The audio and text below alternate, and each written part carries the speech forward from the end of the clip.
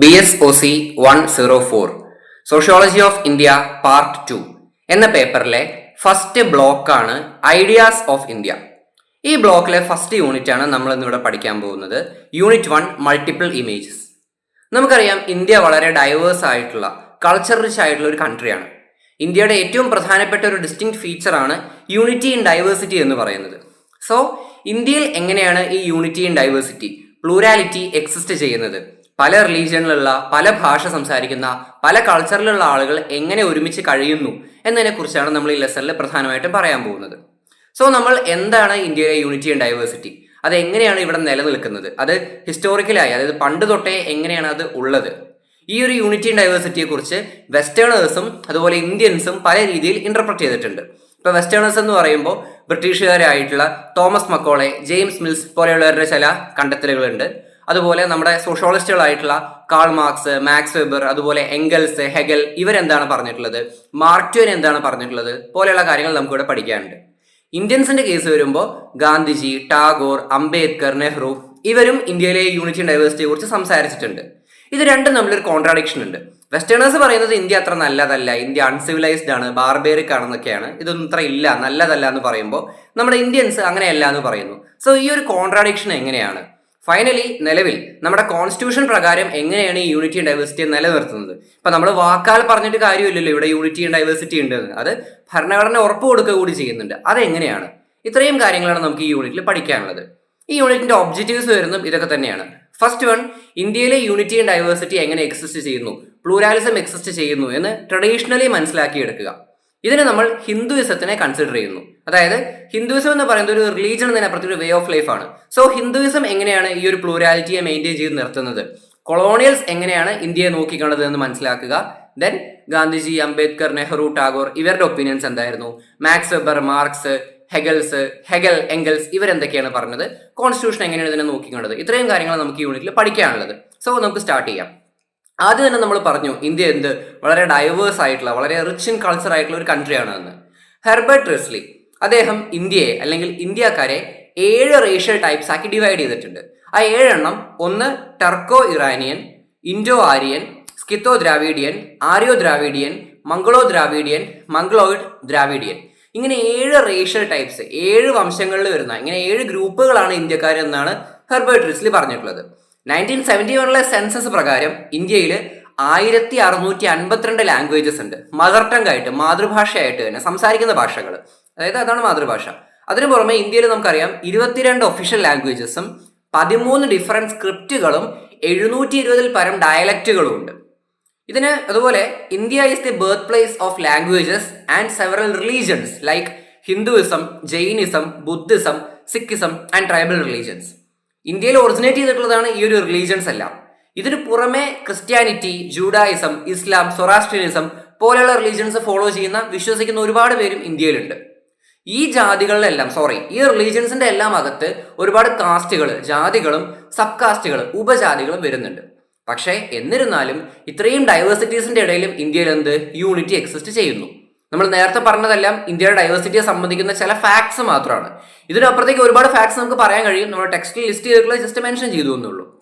ഇനി നമ്മൾ പറഞ്ഞു നമ്മൾ യൂണിറ്റി ആൻഡ് ഡൈവേഴ്സിറ്റി ഉണ്ട്, ഇന്ത്യ ഭയങ്കര വാമാണ്, വെൽക്കമിങ് ആണെന്ന് നമ്മൾ ചുമ്മാ പറയുകയല്ല ചെയ്യുന്നത്. അതെങ്ങനെയാണ്? Politically India is A sovereign, secular and democratic state. നമ്മുടെ ഭരണഘടനയിൽ പറയുന്നുണ്ട് ഇന്ത്യ ഒരു പരമാധികാര, സോഷ്യലിസ്റ്റ്, മതേതര, ജനാധിപത്യ റിപ്പബ്ലിക് ആണെന്നുള്ളത്. ഇവിടെ ഉള്ളത് എന്താണ്? സെക്യുലറിസം ആണ്. ഒരേ മതത്തിലുള്ള ആളുകൾക്ക് മാത്രമേ ഇവിടെ കഴിയാൻ പാടൂ എന്നൊന്നുമില്ല. വ്യത്യസ്ത മതങ്ങളിലും വ്യത്യസ്ത ആചാരങ്ങളുള്ള ആളുകൾ ഇവിടെ താമസിക്കുന്നുണ്ട്. അതിനെ എല്ലാവർക്കും ഫോളോ ചെയ്യാനും സാധിക്കും. നമ്മുടെ കോൺസ്റ്റിറ്റ്യൂഷനും നമ്മളെ ഭരിക്കുന്ന നമ്മുടെ ഭരണകൂടവും അത് ഉറപ്പ് കൊടുക്കുന്നുണ്ട്. ഈ പൊളിറ്റിക്കൽ കൾച്ചർ, ഡെമോക്രസി എന്നുള്ള സംഭവം കാരണം കൂടുതൽ സ്ട്രോങ് ആയിട്ട് നിലനിൽക്കുന്നു. സെക്യുലറിസവും സോഷ്യൽ ജസ്റ്റിസും അതിന്റെ ഭാഗം തന്നെയാണ്. പിന്നെ ഇന്ത്യയിലെ ഈ ഒരു പ്ലൂരാലിസത്തെ അല്ലെങ്കിൽ ഈ ഒരു കൾച്ചറിനെ നിലനിർത്തുന്ന ഏറ്റവും പ്രധാനപ്പെട്ട ഒരു സംഭവമാണ് പിൽഗ്രിമേജ് എന്നാണ് പറയുന്നത്. ഇന്ത്യയിൽ ഇത്രയും ഡൈവേഴ്സിറ്റി ഉണ്ട്, യെറ്റ് യൂണിറ്റി ഉണ്ട്. അതിന്റെ ഒരു പ്രധാനപ്പെട്ട കാരണം പിൽഗ്രിമേജ് ആണ്, തീർത്ഥാടനമാണ്. അതെന്തുകൊണ്ടെന്ന് വെച്ച് കഴിഞ്ഞാൽ ഇത്രയേ ഉള്ളൂ. ഇപ്പോൾ ഉദാഹരണത്തിന് ഇന്ത്യയിൽ നോർത്തിലുള്ള, അങ്ങ് കാശ്മീരിലുള്ള ഒരാൾ ഇങ്ങ് കേരളത്തിൽ വന്നിട്ട് ഇവിടുത്തെ ഒരു പള്ളിയോ അമ്പലമോ അങ്ങനെ ഏതെങ്കിലും ഒരു ആരാധനാലയത്തിൽ പോവുകയാണെന്നുണ്ടെങ്കിലും അവിടെ അയാൾ കാണുന്നത് ഇത് കേരളത്തിലെ ദൈവം, അല്ലെങ്കിൽ നമ്മൾ അങ്ങോട്ട് പോകുമ്പോൾ ഇത് കാശ്മീരിലെ ദൈവം, അങ്ങനെയല്ല. ദൈവം ഒറ്റ ഒന്നാണ്. അതോ ഈ ഭാഷ അല്ലെങ്കിൽ ദേശത്തിന്റെ ബാരിയേഴ്സിന് അപ്പുറത്തേക്ക് ദൈവം എന്നൊരു സംഭവം മതങ്ങളും ആരാധനാലയങ്ങളും ജനങ്ങളെ ഒരുമിപ്പിച്ച് നിർത്തുന്നുണ്ട്. ഇപ്പൊ നമ്മൾ തീർത്ഥാടനങ്ങൾക്ക് വേണ്ടി മറ്റു പല സ്റ്റേറ്റ്സിലും പോകുന്ന സമയത്ത് അത് അയ്യോ വേറെ സ്റ്റേറ്റിലെയാണ്, അത് നമ്മുടെ അല്ല എന്നൊരു ഫീൽ ഒന്നും നമുക്കില്ല. അതും നമ്മൾ വണങ്ങുന്ന നമ്മുടെ ദൈവം തന്നെയാണെന്നൊരു ഫീൽ അവിടെ വരുന്നുണ്ട്. സോ ഇതൊക്കെ കൊണ്ട് പിൽഗ്രിമേജ്, തീർത്ഥാടനങ്ങളും തീർത്ഥയാത്രകളും എന്ത് ചെയ്യുന്നു? ഇന്ത്യയിലെ യൂണിറ്റി ആൻഡ് ഡൈവേഴ്സിറ്റിയെ ഉറപ്പിച്ചു നിർത്തുന്നു എന്നാണ് ഈ യൂണിറ്റിൽ പറഞ്ഞു വെക്കുന്നത്. ഇനി നമ്മളിവിടെ ഹിന്ദുയിസത്തെക്കുറിച്ച്, ഹിന്ദുയിസത്തിന്റെ സിൻക്രറ്റിക് ട്രഡീഷനെ കുറിച്ചും കൂടെ സംസാരിക്കുന്നുണ്ട്. സിൻക്രറ്റിസം അല്ലെങ്കിൽ സിൻക്രറ്റിക് എന്ന വാക്കുകൊണ്ടൊക്കെ ഉദ്ദേശിക്കുന്നത് എ മിക്സ്ചർ അല്ലെങ്കിൽ ഒരു ബ്ലെൻഡിങ് എന്നൊക്കെയാണ്. സംഭവം ഇത്രേ ഉള്ളൂ, ഇന്ത്യയിൽ ഒരുപാട് കൾച്ചർ ഉണ്ട്, ഒരുപാട് റിലീജിയൻസ് ഉണ്ട്. ഇതിന്റെ എല്ലാം ഒരു ബ്ലെൻഡ് ഇന്ത്യയിൽ ഉള്ളതുകൊണ്ട് ഇന്ത്യയിൽ എന്തുണ്ട്? സിൻക്രറ്റിസിസം ഉണ്ട്. ഇന്ത്യൻ ട്രഡീഷണൽ സിൻക്രറ്റിക് നേച്ചർ ഉള്ളതാണെന്ന് പറയാം. ഈ ഒരു സിൻക്രറ്റിക് നേച്ചർ ഇന്ത്യക്ക് വരാനുള്ള പ്രധാന കാരണം ഇന്ത്യയിൽ എന്താണ്? ഹൈ റേറ്റിൽ ടോളറൻസും അക്കോമഡേഷനും ഉണ്ട്. എത്ര ഡിഫറെന്റ് കൾച്ചറുള്ള ആളുകളെയും നമുക്ക് ഒരുമിപ്പിച്ച് നിർത്താം എന്നതാണ് പറയുന്നത്. അപ്പൊ നമുക്ക് അതിൻ്റെതായിട്ടുള്ള പല പ്രശ്നങ്ങളും ഉണ്ടായിട്ടുണ്ട്. ജാതിയുടെ പേരിലും മതത്തിന്റെ പേരിലും വേർതിരിവുകളും വഴക്കുകളും അടിലഹളും ഒക്കെ ഉണ്ടായിട്ടുണ്ട്, ഇപ്പോഴും ഉണ്ടാവുന്നുണ്ട്. പക്ഷെ എന്താണ്? ഇന്ത്യ ആസ് എ ഹോൾ പറയുകയാണെന്നുണ്ടെങ്കിൽ ലോകത്തിലെ വെച്ച് തന്നെ ഏറ്റവും ഡൈവേഴ്സ് ആയിട്ടുള്ള കൺട്രിയാണ്. അതിന്റെ വേറൊരു പ്രധാനപ്പെട്ട കാരണം ഇന്ത്യയിൽ എക്സിസ്റ്റ് ചെയ്യുന്ന ഹിന്ദുയിസം കൂടിയാണെന്നാണ് പറയുന്നത്. ഹിന്ദുയിസം അല്ലെങ്കിൽ ഹിന്ദു മതം എന്ന് പറയുന്നത് it's not just a religion. അതൊരു മോണോലിത്തിക് ആയ, അതായത് ഭയങ്കര റിജിഡ് ആയ സ്ട്രോങ് ആയ ഒരു റിലീജിയൻ മാത്രമല്ല, it's a way of life. ഹിന്ദുയിസത്തിന്റെ ഒരു മെയിൻ ഫിലോസഫി എന്ന് പറയുന്നത് വസുധൈവ കുടുംബകം എന്നതാണ്. Whole world is a family. ഹിന്ദുയിസത്തിലെ മഹാഉപനിഷത്തിലാണ് ഇങ്ങനൊരു സംഭവം പറഞ്ഞിട്ടുള്ളത്. സോ നമ്മൾ ഇന്ത്യക്കാരനാണ്, അല്ലെങ്കിൽ നമ്മൾ ഹിന്ദു ആണ്, നമ്മൾ ക്രിസ്ത്യാനിയാണ്, മുസ്ലിമാണ്, എൻ്റെ ജാതി ഇത്, എൻ്റെ ജാതി അത്, അങ്ങനത്തെ വേർതിരിവുകൾക്ക് അപ്പുറത്തേക്ക് നമ്മളെല്ലാം ഒരു കുടുംബമാണ് എന്നതാണ് ഹിന്ദുയിസം പറഞ്ഞു വെക്കുന്നത്. ഹിന്ദുമതത്തിൽ ജാതി ഇല്ലാന്നോ പ്രശ്നങ്ങളില്ലാന്നോ അല്ല പറയുന്നത്. പക്ഷേ ഹിന്ദുയിസം പറഞ്ഞു വയ്ക്കുന്ന ഒരു ആശയം എന്താണ്? വസുധൈവ കുടുംബകം എന്നതാണ്. അതാണ് നമ്മൾ ഈ യൂണിറ്റിൽ പറയുന്നത്. വളരെ ഇടുങ്ങിയ ചിന്താഗതിയുള്ള നാരോ മൈൻഡഡ് ആയ ഒരാൾക്ക് മാത്രമേ പറയാൻ കഴിയുള്ളൂ എന്ത്? ഇയാൾ എൻ്റെ കുടുംബക്കാരനാണ്, അല്ലെങ്കിൽ ഇയാൾ എൻ്റെ നാട്ടുകാരനാണ്, ഇയാൾ എൻ്റെ ഭാഷ സംസാരിക്കുന്നു, മറ്റുള്ള ആൾ എനിക്കൊരു സ്ട്രേഞ്ചർ ആണ്, അപരിചിതനാണ് എന്ന്. സോ ഇന്ത്യ അല്ലെങ്കിൽ ഹിന്ദുയിസം ഒരിക്കലും അങ്ങനെയല്ല പറയുന്നത്. എന്ത്? എല്ലാവരെയും ഒരുമിച്ച് നിർത്തണമെന്നാണ് ഹിന്ദുയിസം എന്നാണ് പറയുന്നത്. It is founded on the spirit of universality. ഇതിനെ സമർത്ഥിക്കുന്ന വേറൊരു സ്റ്റേറ്റ്മെന്റും കൂടി ഇവിടെ കൊടുത്തിട്ടുണ്ട്. അത് സ്വാമി വിവേകാനന്ദൻ പറഞ്ഞിട്ടുള്ളതാണ്. അദ്ദേഹം 1893 ചിക്കാഗോയിൽ വെച്ചിട്ടുള്ള സർവ്വമത സമ്മേളനത്തിൽ പങ്കെടുത്തിട്ടുണ്ടായിരുന്നു. അന്ന് അദ്ദേഹം അവിടെ പറഞ്ഞു, Hinduism as A religion taught tolerance. ആളുകളുടെ ഇടയിൽ സഹിഷ്ണുത എന്തെന്ന് പഠിപ്പിച്ചു കൊടുത്ത് ഹിന്ദുയിസമാണ്. എല്ലാ റിലീജിയൻസിനെയും അക്സെപ്റ്റ് ചെയ്യണം, നമ്മുടെ റിലീജിയൻ മാത്രമാണ് ശരി, മറ്റേ റിലീജിയൻ തെറ്റ്, നമ്മുടെ വിശ്വാസമാണ് കറക്റ്റ്, മറ്റേ വിശ്വാസം കറക്റ്റ് അല്ല, അങ്ങനെയൊന്നുമില്ല. എല്ലാ റിലീജിയനും എല്ലാ ഫെയ്ത്തിനും അതിൻ്റെതായിട്ടുള്ള അക്സെപ്റ്റൻസ് കൊടുക്കണം. എല്ലാം സത്യമാണ് എന്ന് ലോകത്തിനെ പഠിപ്പിച്ചു തന്നെ എന്താണ്? ഹിന്ദുയിസമാണ് എന്നാണ് വിവേകാനന്ദൻ പറഞ്ഞത്. ആ ഒരു സ്റ്റേറ്റ്മെന്റ് ആണ് ഇവിടെ നമ്മൾ കൊടുത്തിട്ടുള്ളത്. പിന്നെ നമുക്കറിയാം ഇന്ത്യൻ ട്രഡീഷൻ എന്ന് പറയുന്നത് ഒരുപാട് റിച്ച് കൾച്ചർ ഉള്ളതാണ്. അതിന് പുറമെ അതിനൊരു ഹിസ്റ്റോറിക്കൽ ട്രാജക്ടറി ഉണ്ട്. എന്ന് വെച്ചാൽ ഒരു ഹിസ്റ്റോറിക്കൽ പാത്ത് നമുക്ക് അതിന് കാണാൻ കഴിയും. പെട്ടെന്ന് ഒരു ദിവസം കൊണ്ട് ഉണ്ടായതാണോ ഇത്? അല്ല, അത് കാലക്രമേണ ഒരുപാട് ഇൻസിഡൻസിലൂടെ കടന്നു പോയിട്ടുള്ളതാണ്. ഇപ്പൊ നമ്മൾ ഇന്ത്യയുടെ കാര്യം തന്നെ എടുക്കുകയാണെന്നുണ്ടെങ്കിൽ ഒരു ഇൻഡസ് വാലി സിവിലൈസേഷൻ തൊട്ട് നമുക്കൊരു ഫ്രീഡം കിട്ടുന്നവരുള്ള ഒരു ടൈം പീരീഡ് ഒരുപാട് സംഭവവികാസങ്ങൾ ഇന്ത്യയിൽ ഉണ്ടായിട്ടുണ്ട്, ഇന്ത്യൻ സബ് കോണ്ടിനെന്റിൽ ഉണ്ടായിട്ടുണ്ട്. അതൊന്ന് ലിസ്റ്റ് ചെയ്യുകയാണെന്നുണ്ടെങ്കിൽ ഇൻഡസ് വാലി സിവിലൈസേഷൻ, അതായത് ഹാരപ്പനിൽ ഉണ്ടായത്, പിന്നെ വേദിക് സൊസൈറ്റി വന്നു, ജൈനിസം വന്നു, ബുദ്ധിസം വന്നു, മിഡിയൽ ഡൈനാസ്റ്റീസിന്റെ റൂൾ ഉണ്ടായി, പേർഷ്യൻ ഗ്രീക്ക് അറ്റാക്സ് ഉണ്ടായി, മുസ്ലിം ഭരണകൂടങ്ങളുടെ അറ്റാക്സ് ഇങ്ങോട്ടുണ്ടായിരുന്നു, മുസ്ലിം സുൽത്താനേറ്റ് വന്നു, ഭക്തി മൂവ്മെന്റ് പോലെയുള്ള മൂവ്മെന്റ്സ് ഉണ്ടായി, സിക്കിസം ഉണ്ടായി, സൗത്ത് ഇന്ത്യയിൽ ഇങ്ങ് വിജയനഗര എംപയറിന്റെ വളർച്ചയുണ്ടായി, പിന്നെ അവസാനം ഇത് ഇല്ലാണ്ടായി പോയി, മുഗൾസിന്റെ വരവ്, മറാത്ത ആളുകളുടെ വരവ്, സിഖ് എംപയറുകൾ ഉണ്ടായത്, ബ്രിട്ടീഷുകാർ ഇവിടെ വന്നത്, അവരുടെ വിദേശ ശക്തികളായിട്ട് മാറിയത്, പിന്നെ മുഗൾ ഭരണം അവസാനിച്ചത്, പിന്നെ ബ്രിട്ടീഷുകാരുടെ ഭരണം വളർന്നു വന്ന് അവസാനം അതിനെതിരെ നമ്മൾ സമരം ചെയ്ത് അവരെ ഇവിടുന്ന് തുരത്തി ഓടിച്ചത്. അങ്ങനെ ഇന്ത്യയുടെ ഒരു ഹിസ്റ്റോറിക്കൽ ട്രാജക്ടറി നോക്കുകയാണെങ്കിൽ ഇൻഡസ് വാലി സിവിലൈസേഷൻ തൊട്ട് ബ്രിട്ടീഷുകാർ ഇവിടുന്ന് പോകുന്നത് വരെയുള്ള ഒരു നീണ്ട കാലയളവാണ്. ഈ സമയത്തെല്ലാം ഇന്ത്യ എന്ന രാജ്യം എന്ത് ചെയ്തിട്ടുണ്ട്? ഈ പ്ലൂറലിസത്തിനെ റീറ്റെയിൻ ചെയ്തിട്ടുണ്ട്. ഒരുപാട് മതങ്ങളിലുള്ള ഒരുപാട് ഭാഷ സംസാരിക്കുന്ന ആളുകൾ ഇന്ത്യയിൽ വന്നും പോയിരുന്നെങ്കിലെല്ലാം അവരെല്ലാം നമ്മൾ അക്സെപ്റ്റ് ചെയ്തിട്ടുണ്ട്. ഈ ഒരു മതേതരത്വത്തിന്, ഈ ഒരു സെക്യുലാരിറ്റിക്ക് തടസ്സം നിന്ന ശക്തികളെല്ലാം നമ്മൾ തുരത്തി ഓടിച്ചിട്ടുണ്ട് എന്നാണ് പറയുന്നത്. ഇത് നമ്മളൊരു ഇത്തിരി പൊക്കി പറയുന്ന പോലെയാണ്, പക്ഷെ നമ്മുടെ യൂണിറ്റിൽ കൊടുത്തിട്ടുള്ള കാര്യങ്ങൾ ഇങ്ങനെയൊക്കെയാണ്. പക്ഷെ ഇത് സത്യം തന്നെയാണ്. ഇന്ത്യയാണ് നമുക്ക് നോക്കുകയാണെന്നുണ്ടെങ്കിൽ ഇത്രയും റിലീജിയൻസും ഇത്രയും കൾച്ചർ ഉണ്ടെങ്കിൽ പോലും ഇവിടെയാണ് ഇത്രയും കാര്യങ്ങൾ നല്ല രീതിയിൽ പോകുന്നത് എന്നതൊരു ഫാക്ട് തന്നെയാണ്. Then this has been portrayed differently by various scholars. ഇതാണ് നമ്മൾ പറയുന്ന ഒരു ഒപ്പീനിയൻ, അല്ലെങ്കിൽ ഇതാണ് നമ്മുടെ ഒരു അഭിപ്രായം എന്നുണ്ടെങ്കിൽ പോലും ഇതിനെ സപ്പോർട്ട് ചെയ്തുകൊണ്ടും ഒപ്പോസ് ചെയ്തുകൊണ്ടും ഒരുപാട് സ്കോളേഴ്സ് പറയുന്നുണ്ട് ഇന്ത്യ ഇങ്ങനെയൊക്കെയാണ്, എന്നാൽ ഇന്ത്യ ഇങ്ങനെയൊന്നും അല്ല എന്ന് പറഞ്ഞുകൊണ്ട്. അത് ഏതൊക്കെയാണ് നമുക്ക് ഓരോന്നോരോന്നായിട്ട് നോക്കാം. അതിൽ ആദ്യം പറയേണ്ടത് തോമസ് മക്കാളയെ കുറിച്ചാണ്. തോമസ് മക്കാളയാണ് ഇന്ത്യയിലെ ഇംഗ്ലീഷ് എഡ്യൂക്കേഷന്റെ പിതാവ്, father of English education India എന്നറിയപ്പെടുന്നത്. അദ്ദേഹം ഇന്ത്യയെ ഒരു നെഗറ്റീവ് ആയിട്ടുള്ള രീതിയിലാണ് നോക്കി കണ്ടിട്ടുള്ളത്. അദ്ദേഹം പറയുന്നത് എന്താണെന്ന് വെച്ച് കഴിഞ്ഞാൽ ഇന്ത്യയിലെ ഭാഷകൾക്ക്, അതിപ്പോൾ മെയിൻ ഭാഷകളായിട്ടുള്ള സംസ്കൃതം പോലെയുള്ളതാണെന്നുണ്ടെങ്കിലും നാട്ടുഭാഷകൾ, ലോക്കൽ ഭാഷകൾ, ഡയലക്ട്സ് ആണെന്നുണ്ടെങ്കിലും അതിലൊന്നും കാര്യമായിട്ടുള്ള ലിറ്ററേച്ചറോ സയന്റിഫിക് നോളജോ ഒന്നുമില്ല. അത് വളരെ പുവറാണ്, അതും കുറച്ച് റൂഡും കൂടിയാണ്. ദെൻ അദ്ദേഹം സംസ്കൃതത്തിലും അറബിയിലും എഴുതിയിട്ടുള്ള ഒരുപാട് പുസ്തകങ്ങളുടെ ട്രാൻസ്ലേഷൻസ് വായിക്കുകയുണ്ടായി. അതൊന്നും വായിച്ചിട്ട് അദ്ദേഹത്തിന് കാര്യമായിട്ടൊന്നും തോന്നിയിട്ടില്ല. ആർക്ക്? മക്കാളെ പറയുന്നതാണ് ഇതെല്ലാം. അദ്ദേഹം പറഞ്ഞ വേറൊരു മെയിൻ പോയിന്റ് ആണ്, നമ്മളിപ്പോൾ ഏത് ഇന്ത്യക്കാരുടെ അടുത്ത് പോയിട്ട് ചോദിക്കുകയാണെന്നുണ്ടെങ്കിലും അവർ സമ്മതിച്ചു തരും. എന്ത്? യൂറോപ്പിലുള്ള ഏതെങ്കിലും ഒരു നല്ല ലൈബ്രറി പോയി അവിടുത്തെ ഒരു ഷെൽഫിൽ ഒരു 10 ബുക്സ് എടുത്ത് വെച്ച് കഴിഞ്ഞാൽ അതാണ് എല്ലാ സംസ്കൃതം അറബിക് ബുക്കുകളെക്കാളും വലുത്. ഈ ലോകത്തുള്ള എല്ലാ സംസ്കൃതം വർക്കുകളും എല്ലാ അറബിക് വർക്കുകളും എടുത്ത് അത് മുഴുവൻ നോക്കി അതിൽ നിന്ന് കിട്ടുന്ന ഡാറ്റ മുഴുവൻ എടുത്തു വെച്ച് കഴിഞ്ഞാൽ യൂറോപ്പിലെ ഒരു ലൈബ്രറിയിലെ ഒരു ഷെൽഫിന്റെ അത്ര പോലും വരില്ല എന്നാണ് മക്കൾ അഭിപ്രായപ്പെട്ടത്. ഇപ്പൊ സാൻസ്ക്രിറ്റ് ടെക്സ്റ്റോ അറബിക് ടെക്സ്റ്റോ നോക്കിക്കഴിഞ്ഞാൽ അതിൽ നിന്നൊക്കെ ഒരുപാട് ഡീറ്റെയിൽസ് ഒക്കെ കിട്ടുമായിരിക്കും. പക്ഷെ അത്തരം ഡീറ്റെയിൽസ് ഒട്ടും നിലവാരമില്ലാത്തതാണ്. ഇംഗ്ലണ്ടിലെ ഒരു പ്രിപ്പറേറ്ററി സ്കൂൾ എന്ന് വെച്ചാൽ നമ്മൾ ഒരു LKG UKG എന്നോ അംഗൻവാടി എന്നോ എങ്ങനെ വേണമെങ്കിലും പറയാം, അത്രയും താഴ്ന്ന ലെവലിലുള്ള കാര്യങ്ങളിൽ പോലും ഇതിലും വലുത് പഠിപ്പിക്കുന്നുണ്ട് ഇംഗ്ലണ്ടിൽ. സോ യൂറോപ്പ് എവിടെയോ ഇരിക്കുന്നു, ഇന്ത്യ അത്രയും അൺസിവിലൈസ്ഡ് ആണെന്നാണ് മക്കളെ അഭിപ്രായപ്പെട്ടിട്ടുള്ളത്. തോമസ് മക്കളെ പറഞ്ഞു, അറേബ്യ ആണെന്നുണ്ടെങ്കിലും ഇന്ത്യ ആണെന്നുണ്ടെങ്കിലും സംസ്കൃതമാണെങ്കിലും അറബിക് ആണെങ്കിലും ഇതിൽ പറയുന്ന കാര്യങ്ങൾക്ക് വലിയ സ്റ്റാൻഡേർഡ് ഒന്നുമില്ല. ഇതെല്ലാം ഏറെക്കുറെ മോറൽ ഫിലോസഫിയും ഫിസിക്കൽ സംഭവങ്ങളെല്ലാം സെയിം തന്നെയാണ്. അപ്പൊ എന്താ നമ്മൾ ചെയ്യേണ്ടത്? ബ്രിട്ടീഷുകാർ ഇന്ത്യയുടെ ഈ പ്രശ്നങ്ങളെല്ലാം മാറ്റണം, ഇന്ത്യയെ നമ്മളൊന്ന് ഉദ്ധരിക്കണം, കൾച്ചറലി മുന്നോട്ട് കൊണ്ടുവരണം. ഇന്ത്യയിൽ സംസ്കൃതം അറബി പേർഷ്യൻ അതൊന്നും അല്ല പഠിപ്പിക്കണ്ടേ, പകരം ഇംഗ്ലീഷ് പഠിപ്പിക്കണം. ജനങ്ങളെ ഇംഗ്ലീഷ് പഠിപ്പിച്ച് അവരെ ഇംഗ്ലീഷ് അറിയുന്ന ഒരു ജനതയാക്കി മാറ്റിയെടുക്കണം. സംഭവം സിമ്പിളാണ്. ബ്രിട്ടീഷേഴ്സ് ഇവിടെ വന്ന് ഭരിക്കുന്ന സമയത്ത് ജനങ്ങളെ ഡീൽ ചെയ്യണമെന്നുണ്ടെങ്കിൽ, ജനങ്ങളുടെ കാര്യങ്ങൾ കൈകാര്യം ചെയ്യണമെന്നുണ്ടെങ്കിൽ ഇന്ത്യക്കാരുടെ ഭാഷ മുഴുവൻ ബ്രിട്ടീഷേഴ്സിന് പഠിക്കാൻ പറ്റുമൊന്നുമില്ല. ഇന്ത്യയിൽ ഓരോ സ്ഥലത്തും ഇത്രയും ഡിഫറെൻ്റ് ആയിട്ടുള്ള ഭാഷകളുണ്ട്. സോ എന്ത് ചെയ്യണം? ഇംഗ്ലീഷ് അറിയാവുന്ന ഇന്ത്യക്കാരെ ബ്രിട്ടീഷുകാർക്ക് ആവശ്യമുണ്ട്. സോ എന്ത് ചെയ്യണം? മക്കളെ പറഞ്ഞത് ഇങ്ങനെ ഒരു ഗ്രൂപ്പിനെ നമ്മൾ ഉണ്ടാക്കിയെടുക്കണം. എ ക്ലാസ് ഓഫ് ഇന്റർപ്രറ്റേഴ്സ്, ബ്രിട്ടീഷുകാരുടെയും ഇന്ത്യക്കാരുടെയും ഇടയിൽ നിന്നുകൊണ്ട് ഇവർക്ക് വേണ്ടി സംസാരിക്കാനും കാര്യങ്ങൾ പറയാനും ഇംഗ്ലീഷ് അറിയുന്ന ഒരു ഗ്രൂപ്പ് വേണം. അവരെ കുറിച്ച് മക്കളെ പറഞ്ഞ വളരെ ഫേമസ് ആയിട്ടുള്ള ഒരു സെന്റൻസ് ഉണ്ട്, ഇതുപോലെ കോമ്പറ്റേറ്റീവ് എക്സാംസിലൊക്കെയും കണ്ടിട്ടുള്ളതാണ്. A class of persons, Indians in blood and colour, but English in taste, opinions, morals and intellect. നമുക്ക് വേണ്ടത് കുറച്ച് ആളുകളെയാണ്. ഇവരെങ്ങനെയുള്ളവരായിരിക്കണം? ഇന്ത്യക്കാരായിരിക്കണം ജന്മം കൊണ്ട്, പക്ഷേ അവരുടെ സ്വഭാവം കൊണ്ടും അവരുടെ ബുദ്ധി കൊണ്ടും കഴിവ് കൊണ്ടുമെല്ലാം അവർ ആരായിരിക്കണം? ഇംഗ്ലീഷുകാരെ പോലെ ആയിരിക്കണം എന്നാണ് ഇദ്ദേഹം അഭിപ്രായപ്പെട്ടത്. സോ ഇന്ത്യൻ കൾച്ചർ അത്രയും അൺസിവിലൈസ്ഡ് ആണ്, അത്രയും ബാഡാണ്. ഇവിടുത്തെ ഏത് ലാംഗ്വേജ് എടുത്ത് നോക്കിക്കഴിഞ്ഞാലും അതൊന്നും ഇംഗ്ലീഷിന്റെ മുമ്പിൽ ഒന്നുമല്ല. സോ അതിനെല്ലാം എടുത്ത് കളയണം, അതിനൊന്നും മൈൻഡ് ചെയ്യണ്ട, ഇംഗ്ലീഷിനെയാണ് പ്രൊമോട്ട് ചെയ്യേണ്ടതെന്ന് മക്കളെ അഭിപ്രായപ്പെട്ടു. വെർനാക്കുലർ ഡയലക്ട്സ് ഓഫ് ഇന്ത്യ, ഇന്ത്യയിലുള്ള ഓരോ പ്രാദേശിക ഭാഷകളെ എന്ത് ചെയ്യണം? കൂടുതൽ റിഫൈൻ ചെയ്യണം. അതിലോട്ട് ഇംഗ്ലീഷിൽ നിന്ന് വെസ്റ്റേൺ എഡ്യൂക്കേഷൻ എന്നുള്ള ഒരുപാട് ടേംസ് കൊണ്ടുവരണം എന്നൊക്കെയാണ് മക്കളെ അഭിപ്രായപ്പെട്ടത്. ഇതുപോലെയൊക്കെ തന്നെയുള്ള ഒപ്പീനിയനാണ് വേറൊരു തിങ്കറായിട്ടുള്ള ജെയിംസ് മിൽസ് പറഞ്ഞിട്ടുള്ളത്. ഇദ്ദേഹം ഇന്ത്യയെ അല്ലെങ്കിൽ ഇന്ത്യൻസിനെ അല്ലെങ്കിൽ ഹിന്ദു ഈ ഒരു ഗ്രൂപ്പിനെ കമ്പയർ ചെയ്തിട്ടുള്ളത്, അതായത് നമ്മൾ പഴയ ടെക്സ്റ്റ് ഒക്കെ നോക്കുകയാണെങ്കിൽ ഇന്ത്യൻസിനും ഹിന്ദുസിനും ഏറെക്കുറെ സിനോണിംസ് ആയിട്ട് കൊടുത്തിട്ടുണ്ട്, അതുകൊണ്ടാണ് ഇങ്ങനെ പറയുന്നത്. സോ ഹിന്ദുസിനെ അദ്ദേഹം കമ്പയർ ചെയ്തത് സാവേജസ് ഓഫ് അമേരിക്ക, അമേരിക്കയിലെ സാവേജസ് ആയ അല്ലെങ്കിൽ അവിടുത്തെ ആദിമ മനുഷ്യരുമായിട്ടാണ് കമ്പയർ ചെയ്തത്. ഇന്ത്യൻ ആർക്കിടെക്ചർ, ഇന്ത്യൻ സ്കൾപ്ചറുകൾ അല്ലെങ്കിൽ ഇന്ത്യയുടെ കാര്യങ്ങളെല്ലാം എന്താണ്? ബാർബേറിയനാണ്, ഒരു പ്രാകൃതമായിട്ടുള്ള സംഭവമാണ്. ഇതൊന്നും ഒട്ടും പോരാ, ഒട്ടും സിവിലൈസ്ഡ് അല്ല. ഇനിയിപ്പോൾ സിവിലൈസ്ഡ് ആണോ എന്ന് വെച്ച് കഴിഞ്ഞാൽ ഇന്ത്യ എന്താണ്?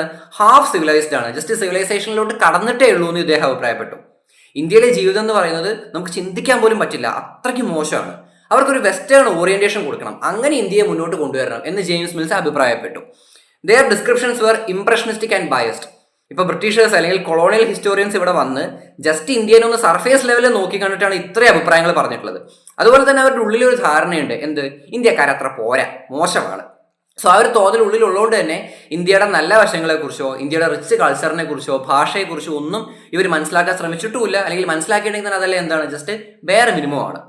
His estimate of India justified the British rule. ഇതാണ് ഏറ്റവും മെയിൻ ആയിട്ടുള്ള പോയിന്റ്. അപ്പൊ ജെയിംസ് മിൽസ് എന്താ പറഞ്ഞതെന്ന് വെച്ചാൽ, ഇന്ത്യ അല്ലെങ്കിലേ മോശമാണ്, ബ്രിട്ടീഷുകാർ വന്നതുകൊണ്ട് മാത്രം ഇന്ത്യ ഇനി കുറച്ച് രക്ഷപ്പെടും, ഇവിടെ ഇംഗ്ലീഷ് എഡ്യൂക്കേഷൻ വരും, യൂറോപ്യൻ സ്റ്റാൻഡേർഡിനനുസരിച്ച് ഇന്ത്യയും ഇന്ത്യക്കാരും വളരും. സോ ബ്രിട്ടീഷുകാർ ഇന്ത്യ ഭരിക്കുന്നത് വളരെ നല്ലതാണ്, ഇനിയും കുറെ കാലം തന്നെ അവർ വന്ന് ഭരിച്ചോട്ടെ എന്ന് ഇദ്ദേഹം പറഞ്ഞു. പുള്ളി പറഞ്ഞ വേറൊരു പോയിന്റാണ്, English government in India is A blessing. ഇംഗ്ലീഷുകാർ ഇവിടെ വന്ന് ഇന്ത്യക്കാരെ ഭരിക്കുന്നത് നമുക്കൊരു അനുഗ്രഹമാണ്, അതും ആൻ ഇമ്പാക്ട് ഓഫ് അൺഇമാജിനബിൾ അല്ലെങ്കിൽ അൺസ്പീക്കബിൾ മാഗ്നിറ്റ്യൂഡ്. നമുക്ക് സ്വപ്നം പോലും കാണാത്ത അല്ലെങ്കിൽ പറഞ്ഞറിയിക്കാൻ പറ്റാത്തത്ര രീതിയിൽ ഇന്ത്യക്കാർക്ക് ഇതൊരു ഉപകാരമാണ് എന്നാണ് ഇദ്ദേഹം അഭിപ്രായപ്പെട്ടത്. ആര്? ജെയിംസ് മിൽസ് അഭിപ്രായപ്പെട്ടത്. ഇനി നമുക്ക് കുറച്ച് സോഷ്യോളജിസ്റ്റുകളുടെ അല്ലെങ്കിൽ നമ്മുടെ കുറച്ച് തിങ്കേഴ്സിന്റെ കാര്യങ്ങൾ പറയാം.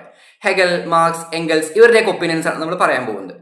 ഇവരെയൊക്കെ സംബന്ധിച്ച് ഇന്ത്യ എന്ന് പറയുന്നത് ഒരു സ്റ്റാറ്റിക് ഐഡന്റിറ്റിയാണ്. അതായത് ഒരു പ്രത്യേകതരം സ്ഥലം, അതുപോലെ കാലങ്ങളായിട്ട് ഒരു മാറ്റം ഇല്ലാത്തൊരു സ്ഥലമാണ് ഇന്ത്യ എന്നാണ് ഇവർ അഭിപ്രായപ്പെട്ടിട്ടുള്ളത്. കാൾ മാർക്സ് എന്താ പറഞ്ഞതെന്ന് വെച്ചാൽ പണ്ടത്തെ സൊസൈറ്റീസിൽ ക്യാപിറ്റലിസം ഒക്കെ വരുന്നതിന് മുമ്പ് പ്രോലറ്റേറിയറ്റ്, ക്യാപിറ്റലിസ്റ്റ് അങ്ങനെ ഒന്നും ഉണ്ടായിരുന്നില്ല. ബൂർഷ്വയും പ്രോലറ്റേറിയറ്റും ഒന്നും ഉണ്ടായിരുന്നില്ല. ഓണർ വർക്കർ എന്നൊരു സെപ്പറേറ്റ് ഗ്രൂപ്പ് ഉണ്ടായിരുന്നില്ല. ഓണറും വർക്കറും ഒരേ ആൾ തന്നെയായിരുന്നു. അത്തരം ഒരു സംഭവം ഇന്ത്യയിലും ഉണ്ടായിരുന്നു. എപ്പോൾ വരെ? ബ്രിട്ടീഷുകാർ വരുന്നത് വരെ. ബ്രിട്ടീഷേഴ്സ് വന്നതിന് ശേഷം ഇന്ത്യയിലും ക്യാപിറ്റലിസം വന്നു. ഇവിടെയും ബൂർഷ്വയും പ്രൊലറ്റേറിയറ്റും ഉണ്ടായി എന്നാണ് കാൾ മാർക്സ് പറഞ്ഞത്.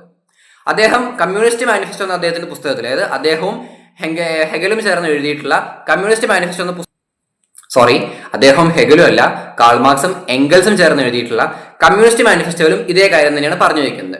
ഈ കമ്മ്യൂണിസ്റ്റ് മാനിഫെസ്റ്റോയിൽ ഇന്ത്യൻ സൊസൈറ്റി അല്ലെങ്കിൽ ചൈനീസ് സൊസൈറ്റി എന്ന് എടുത്തു പറഞ്ഞിട്ടില്ല. അവർ പറയുന്നത് എന്താണ്? Few societies based on class differentiation എന്നാണ്. സോ ഇന്ത്യയിലും ചൈനയിലും മറ്റ് ഏഷ്യൻ രാജ്യങ്ങളെ കുറിച്ചെല്ലാം ഇവരൊരു അനാലിസിസ് നടത്തി. അതിൽ നിന്ന് അവർക്ക് മനസ്സിലായത് ഇവിടെ എല്ലാം ഉള്ള സൊസൈറ്റീസ് ക്ലാസ് ബേസ്ഡ് ആണ്. ഒരു അപ്പർ ക്ലാസ്, ഒരു ലോവർ ക്ലാസ്, അല്ലെങ്കിൽ ഒരു ബൂർഷ, ഒരു പ്രോളറ്റേറിയറ്റ് എന്ന ഡിവിഷൻ ഇവിടെ എക്സിസ്റ്റ് ചെയ്യുന്നു എന്നാണ് ഈ ബുക്കിലൂടെ ഇവർ പറഞ്ഞത്. പിന്നെ എംഗൽസിന്റെ പ്രിൻസിപ്പിൾസ് ഓഫ് കമ്മ്യൂണിസത്തിൽ പറയുന്ന കാര്യം, ഇന്ത്യയും ചൈനയും ഏതാണ്ട് 1000 വർഷങ്ങളായിട്ട് ഒരേപോലെ നിൽക്കുകയാണ്. ഇവിടെ പ്രത്യേകിച്ച് ഒരു മാറ്റവും വന്നിട്ടില്ല, സ്റ്റാറ്റിക് ആണ്, കോൺസ്റ്റന്റ് ആണ് എന്നതാണ്. ഇതേ പുസ്തകത്തിൽ തന്നെ അദ്ദേഹം ചില സെമി ബാർബേറിയൻ, അതായത് അത്ര പരിഷ്കൃതമല്ല എന്നാൽ അങ്ങ് വലിയ സംഭവമായിട്ടില്ല, ഒരു ആവറേജ് ലെവലിൽ നിൽക്കുന്ന സെമി ബാർബേറിയൻ ആയിട്ടുള്ള റീജിയൻസിനെ കുറിച്ചും സംസാരിച്ചിട്ടുണ്ട്. ഇവിടെയും ഡെവലപ്മെന്റ് ഒന്നും ഇല്ല എന്നാണ് ഇവർ പറഞ്ഞൊരു പോയിന്റ്. ഇന്ത്യയിലും ചൈനയിലും ഡെവലപ്മെന്റ് വന്നു. എന്തുകൊണ്ട്? ഇവിടെ ഇംഗ്ലീഷുകാർ വന്നതുകൊണ്ടും ഇംഗ്ലീഷുകാർ കൂടെ ട്രേഡ് ഉണ്ടായതുകൊണ്ടും ഇവിടെ കുറച്ച് സിവിലൈസേഷൻ ഉണ്ടായെന്ന് ഇവർ അഭിപ്രായപ്പെട്ടു. ഇനി കാൾ മാർക്സ് ഇന്ത്യയെക്കുറിച്ച് സംസാരിക്കുമ്പോൾ ഇന്ത്യയുടെ വില്ലേജസിനെ കുറിച്ച് സംസാരിച്ചിട്ടുണ്ട്. അദ്ദേഹത്തിന്റെ അഭിപ്രായത്തിൽ വില്ലേജസ് എന്ന് പറയുന്നത് ഇന്ത്യയുടെ മാത്രം ഡിസ്റ്റിങ്ക്റ്റ് ക്യാരക്ടറാണ്. എല്ലായിടത്തും വില്ലേജും കൺട്രി സൈഡും ഒക്കെ ഉണ്ട്, പക്ഷേ ഇന്ത്യൻ വില്ലേജ് അതൊരു സ്പെഷ്യൽ സംഭവമാണ് എന്നാണ് മാർക്സ് പറഞ്ഞത്. A domestic union of agriculture and manufacturing pursuits. അഗ്രികൾച്ചറും ഉണ്ട്, മാനുഫാക്ചറും ഉണ്ട്, അതിൻ്റെ ഒരു യൂണിയനാണ്. They have its own tract of arable and waste land. കൃഷി ചെയ്യാൻ പറ്റുന്നതും പറ്റാത്തതുമായിട്ടുള്ള ഒരു വലിയൊരു ഏരിയ നമുക്കുണ്ട്. അതൊരു ഇൻഡിപെൻഡന്റ് ഓർഗനൈസേഷനാണ്. ഓരോ വില്ലേജും ഒരു സെപ്പറേറ്റ് എൻറ്റിറ്റിയാണ്. ഒരു വില്ലേജിന് വേണ്ട എല്ലാ കാര്യങ്ങളും ആ വില്ലേജിന്റെ അകത്ത് തന്നെ അവർ ഉണ്ടാക്കുന്നുണ്ട് എന്നാണ് കാൾ മാർക്സ് പറഞ്ഞത്. A combination of hand weaving, hand spinning and hand tilling agriculture makes villages self sufficient. വില്ലേജിൽ ഭയങ്കര ടെക്നോളജിയോ കാര്യങ്ങളോ ഒന്നുമില്ല, കൈവച്ച് അല്ലെങ്കിൽ വേറെ യന്ത്രങ്ങളൊന്നും ഇല്ലാതെയാണ് കാര്യങ്ങളും കൃഷിയും ഒക്കെ നടന്നുകൊണ്ടിരിക്കുന്നത്. പക്ഷേ ഇങ്ങനെയാണെങ്കിൽ പോലും എന്തുണ്ട്? ഇന്ത്യയിലെ വില്ലേജസ് സെൽഫ് സഫിഷ്യന്റ് ആണ്, സ്വയം പര്യാപ്തരാണ് എന്ന് കാൾ മാർക്സ് അഭിപ്രായപ്പെട്ടു. Villages stereotyped primitive forms. പരമ്പരാഗതമായിട്ടുള്ള പല കാര്യങ്ങളെയും അല്ലെങ്കിൽ പ്രാകൃതമായിട്ടുള്ള പല കാര്യങ്ങളെയും ഈ വില്ലേജസ് ഊട്ടിയുറപ്പിച്ചു. ഇവിടെയുള്ള ഫാമിലീസ് എല്ലാം ബ്ലഡ് റിലേഷന്റെ പേരിൽ കോൺസാൻജീനിയസ് റിലേഷൻഷിപ്പിൽ നിൽക്കുന്നതാണ്. കോൺസാൻജിനിറ്റിയാണ് ഇവിടുത്തെ ഫാമിലീസിന്റെ ബേസ് എന്നും അദ്ദേഹം പറഞ്ഞു. And it remain solid foundations for oriental despotism. Oriental despotism എന്ന് പറയുന്നത് ഒരു പുതിയ കോൺസെപ്റ്റ് ആണ്. ഓറിയന്റൽ ഡെസ്പോട്ടിസം കാൾ ഓഗസ്റ്റ് വിറ്റ്ഫോഗലിന്റെ ഒരു ബുക്ക് കൂടിയാണ്. സോ ഇവിടെ ഈ വാക്കോട് ഉദ്ദേശിക്കുന്നത് എന്താണെന്ന് വെച്ച് കഴിഞ്ഞാൽ cruel repressive rule by kings, monarchs, landlords etcetera. അതായത് ഇന്ത്യയിലെ പല വില്ലേജസും ഏതെങ്കിലും നാട്ടുരാജാക്കന്മാരുടെ അല്ലെങ്കിൽ ഏതെങ്കിലും ലാൻഡ് ലോർഡ്സിന്റെ, ഭൂപ്രഭുക്കന്മാരുടെ അണ്ടറിലായിരുന്നു. സോ അവരുടെ ഭരണത്തിനെ സപ്പോർട്ട് ചെയ്തുകൊണ്ട് താങ്ങി നിർത്തുന്ന രീതിയിലാണ് എല്ലാ വില്ലേജസും ഓപ്പറേറ്റ് ചെയ്തിട്ടുള്ളത് എന്നാണ് കാൾ മാർക്സ് അഭിപ്രായപ്പെട്ടത്. പിന്നെ വില്ലേജസിൽ ഒരുപാട് സൂപ്പർസ്റ്റിഷൻ ഉണ്ട്, അന്ധവിശ്വാസങ്ങളുണ്ട്, അതിനെ സപ്പോർട്ട് ചെയ്യുന്ന കുറേ റൂൾസ് ആൻഡ് റെഗുലേഷൻസ് ഉണ്ട്. ഇവിടെ കാസ്റ്റും സ്ലേവറിയും ഉണ്ട് എന്നും കാൾ മാർക്സ് പറഞ്ഞു. ഇവിടെ നോട്ട് ചെയ്യേണ്ട ഒരു കാര്യം, കാൾ മാർക്സ് ഇന്ത്യയിൽ കാസ്റ്റ് സിസ്റ്റവും സ്ലേവറിയും ഉണ്ടെന്ന് പറഞ്ഞു. പക്ഷെ അതിനെക്കുറിച്ച് ഒരുപാട് ഡീറ്റെയിൽ ആയിട്ടൊന്നും സംസാരിച്ചിട്ടില്ല. ജസ്റ്റ് മെൻഷൻ ചെയ്തു ഇവിടെ കാസ്റ്റ് ഉണ്ട് എന്ന്, അല്ലാതെ ഡീറ്റെയിൽഡ് വർക്ക്സ് ഒന്നും കാണാൻ കഴിയില്ല. ഇനി നമുക്ക് മാക്സ് വെബർ എന്താണ് പറഞ്ഞത് നോക്കാം. മാക്സ് വെബറും ഇന്ത്യനെ ക്രിട്ടിക്കലി തന്നെയാണ് നോക്കി കണ്ടിട്ടുള്ളത്, പക്ഷെ അതിന് ചെറിയൊരു ഡിഫറൻസ് ഉണ്ട്. കാൾ മാർക്സ് സൊസൈറ്റിയിലെ, ലോകത്തിലുള്ള എല്ലാ സൊസൈറ്റീസിന്റെയും മാറ്റത്തിനെ ഒരു റേഷണൽ രീതിയിൽ, ഒരു ലോജിക്കൽ രീതിയിലാണ് നോക്കി കണ്ടിട്ടുള്ളത്. ആളുകൾ അവരുടെ ചിന്തകളിലും പ്രവർത്തികളിലും ലോജിക്കിന് സ്ഥാനം കൊടുക്കുമ്പോൾ, നമ്മൾ ചെയ്യുന്ന കാര്യങ്ങൾക്ക് എന്തെങ്കിലും ലോജിക്ക് ഉണ്ടോ, ഒരു കൃത്യമായിട്ടുള്ള കാരണം ഉണ്ടോ എന്ന് മനസ്സിലാക്കുമ്പോൾ സൊസൈറ്റിയിൽ മാറ്റങ്ങൾ ഉണ്ടാവുന്നു. ആ ഒരു എവല്യൂഷനിലൂടെ സൊസൈറ്റി കടന്നു പോകുന്നു എന്ന് അദ്ദേഹം പറഞ്ഞു. ഇന്ത്യൻ സൊസൈറ്റിയുടെ കാര്യം പറയുകയാണെന്നുണ്ടെങ്കിൽ ഇവിടെ റാഷണൽ സംഭവങ്ങളൊന്നും ഇല്ല, ലോജിക്കിന് വലിയ സ്ഥാനമില്ല. ഹിന്ദുയിസത്തിന്റെ സ്പിരിറ്റിലാണ് കാര്യങ്ങൾ മുന്നോട്ട് പോയിക്കൊണ്ടിരിക്കുന്നത്. പക്ഷേ ഇവരുടെ എല്ലാം സ്റ്റഡീസ് നടക്കുന്ന സമയത്ത് ഹിന്ദുയിസം തന്നെയാണ് മെയിനായിട്ട് നിലനിന്നിരുന്നത്. അതുകൊണ്ടാണ് ഈ ഒരു വാക്ക് സ്ട്രെസ് ചെയ്ത് പറയുന്നത്. Predominance of other worldly mysticism. ഇങ്ങനെ ഒരു സംഭവം ഇന്ത്യക്കാർക്ക് വളരെ കൂടുതലായിരുന്നു. അതർ വേൾഡ്ലി മിസ്റ്റിസിസം സംഭവം ഒന്നുമില്ല, നമ്മൾ മരിച്ചു കഴിഞ്ഞാൽ സ്വർഗത്തിലോ നരകത്തിലോ പോകും. അതുകൊണ്ട് ഈ ലോകത്തിലെ കാര്യങ്ങൾക്ക് വലിയ പ്രാധാന്യം കൊടുക്കുന്നതിന് പകരം ആ ഒരു ലോകം, നമുക്കൊരു ഔട്ടർ വേൾഡ് ഉണ്ട്, ആ ഒരു അതർ വേൾഡിൽ നമുക്ക് നന്നായിട്ട് ജീവിക്കാൻ കഴിയട്ടെ എന്ന് വിചാരിച്ച് ഇപ്പോഴത്തെ ലോകത്തിനും ഇപ്പോഴത്തെ ജീവിതത്തിനും വലിയ വില കൊടുക്കാത്തവരാണ് ഇന്ത്യക്കാരെന്നാണ് ഇദ്ദേഹം മാക്സ് വെബർ അഭിപ്രായപ്പെട്ടത്. പക്ഷെ നമ്മൾ ഇപ്പോൾ ജീവിക്കുന്ന ലൈഫിന് വലിയ ഇമ്പോർട്ടൻസ് ഇല്ല. മരിച്ചു കഴിഞ്ഞാലാണ് ശരിക്കുള്ള ലൈഫ് എന്ന പോലെ ഇന്ത്യൻസ് നോക്കിക്കാണുന്നു, അല്ലെങ്കിൽ ഹിന്ദുയിസം നോക്കിക്കാണുന്നു. അത് തെറ്റാണ് എന്ന് മാർക്സ് അഭിപ്രായപ്പെട്ടു. കാര്യം അതിന് ലോജിക്ക് ഇല്ലാത്തതുകൊണ്ട്. പക്ഷേ ഈ ഒരു കാര്യത്തിന്റെ പേരിൽ മാക്സ് വെബറിനെ ഒരുപാട് പേര് ക്രിട്ടിസൈസ് ചെയ്തിട്ടുണ്ട്. ഇന്ത്യയിൽ ഹിന്ദുയിസം ഉള്ളതുകൊണ്ട് ഒരുപാട് സൂപ്പർസ്റ്റിഷൻസും കാര്യങ്ങളും ട്രഡീഷനും ഒക്കെ ഫോളോ ചെയ്യുന്നുണ്ട്. പക്ഷേ നമ്മൾ ഒരുപാട് പോവർട്ടിയിലൊന്നുമല്ല, നമുക്ക് ഒരുപാട് റിച്ച് ആയിട്ടുള്ള ബിസിനസ് ഗ്രൂപ്പ്സ് ഉണ്ട്, ക്യാപിറ്റലിസം പോലും ഇന്ത്യയിൽ വളർന്നിട്ടുണ്ട്. സോ ഈ ഒരു ഒറ്റ കാര്യത്തിന്റെ പേരിൽ, റേഷണൽ തോട്ട് ഇല്ല എന്നുള്ളതിന്റെ പേരിൽ ഇന്ത്യ മോശമാണെന്ന് പറയാൻ പാടില്ല എന്നാണ് മാക്സ് വെബറിനെ തിരിച്ചടിച്ചുകൊണ്ട് കുറച്ച് പേര് സംസാരിച്ചത്. അതുപോലെ ഇന്ത്യയിലെ ക്യാപിറ്റൽ അക്യുമുലേഷൻ, ഇന്ത്യൻ സൊസൈറ്റിയിലെ കാര്യങ്ങൾ മനസ്സിലാക്കണമെങ്കിൽ ഇന്ത്യൻ കൾച്ചർ, ഇന്ത്യൻ പേഴ്സ്പെക്റ്റീവ് മനസ്സിലാക്കണം. അല്ലാതെ വെസ്റ്റിൽ എങ്ങനെയാണ്, വെസ്റ്റേൺ കൺട്രീസിൽ എങ്ങനെയാണ് അതേപോലെ തന്നെ ഇന്ത്യയിലും വേണമെന്ന് വാശി പിടിക്കാൻ പാടില്ല. അല്ലെങ്കിൽ വെസ്റ്റിനെ ഇമിറ്റേറ്റ് ചെയ്തുകൊണ്ട് ഇന്ത്യ ഒരിക്കലും പോകേണ്ട കാര്യമില്ല എന്നും ചില തിങ്കേഴ്സ് അഭിപ്രായപ്പെട്ടു, മാക്സ് വെബറിനെ വിമർശിച്ചുകൊണ്ട്. ഇനി മാർക്ക് ട്വെയിൻ ഒരു തിങ്കറോ സോഷ്യോളജിസ്റ്റോ ഒന്നല്ല, അദ്ദേഹം ബേസിക്കലി ഒരു റൈറ്ററാണ്. പക്ഷെ അദ്ദേഹവും ഇന്ത്യയെക്കുറിച്ച് ചില കാര്യങ്ങൾ സംസാരിച്ചിട്ടുണ്ട്. അദ്ദേഹത്തിന്റെ ചില യാത്രകളുടെ ഭാഗമായിട്ട് ഇന്ത്യയിൽ വന്നപ്പോൾ ഇന്ത്യയെക്കുറിച്ചുള്ള കാര്യങ്ങൾ അദ്ദേഹത്തിന്റെ വർക്ക്സിൽ എഴുതിയിട്ടുണ്ട്. അദ്ദേഹം പറയുന്നത് ഇങ്ങനെയാണ്: India is the cradle of human race. മനുഷ്യവംശത്തിന്റെ തന്നെ ഉത്ഭവം എവിടെ നിന്നാണ്? ഇന്ത്യയിൽ നിന്നാണ്. ഒരുപാട് കാര്യങ്ങൾ ഇന്ത്യയിൽ നിന്ന് ഉത്ഭവിച്ചിട്ടുണ്ട്. പുറത്തുനിന്ന് വരുന്ന ഒരാളെ സംബന്ധിച്ച് ഇന്ത്യ ഒരു ഇമാജിനറി ലാൻഡാണ്, ഫെയറി ലാൻഡ്, സ്വപ്ന ഭൂമിയാണ്. ഇങ്ങനൊരു സ്ഥലം ലോകത്തിൽ എക്സിസ്റ്റ് ചെയ്യുന്നു എന്ന് കണ്ടാൽ തന്നെ നമുക്ക് വിശ്വസിക്കാൻ കഴിയില്ല എന്നാണ് മാർട്ടിൻ അഭിപ്രായപ്പെട്ടത്. ജനങ്ങൾ പൊതുവെ പ്ലസന്റ് ആണ്, നല്ല വെൽക്കമിങ് ആണ്, നല്ല കൈൻഡ് ആയിട്ടുള്ള ആളുകളാണ്. ഇന്ത്യയിൽ വന്നിട്ട് റൂഡായിട്ട് ബിഹേവ് ചെയ്യുന്ന, അല്ലെങ്കിൽ ബാഡ് ഹേർട്ടഡ് ആയ, റഫ് ആയിട്ടുള്ള ആളുകളെയൊന്നും നമുക്ക് കാണാനേ കഴിയില്ല എന്നാണ് മാർക്ക് ട്വെയിൻ പറഞ്ഞത്. India had the start of whole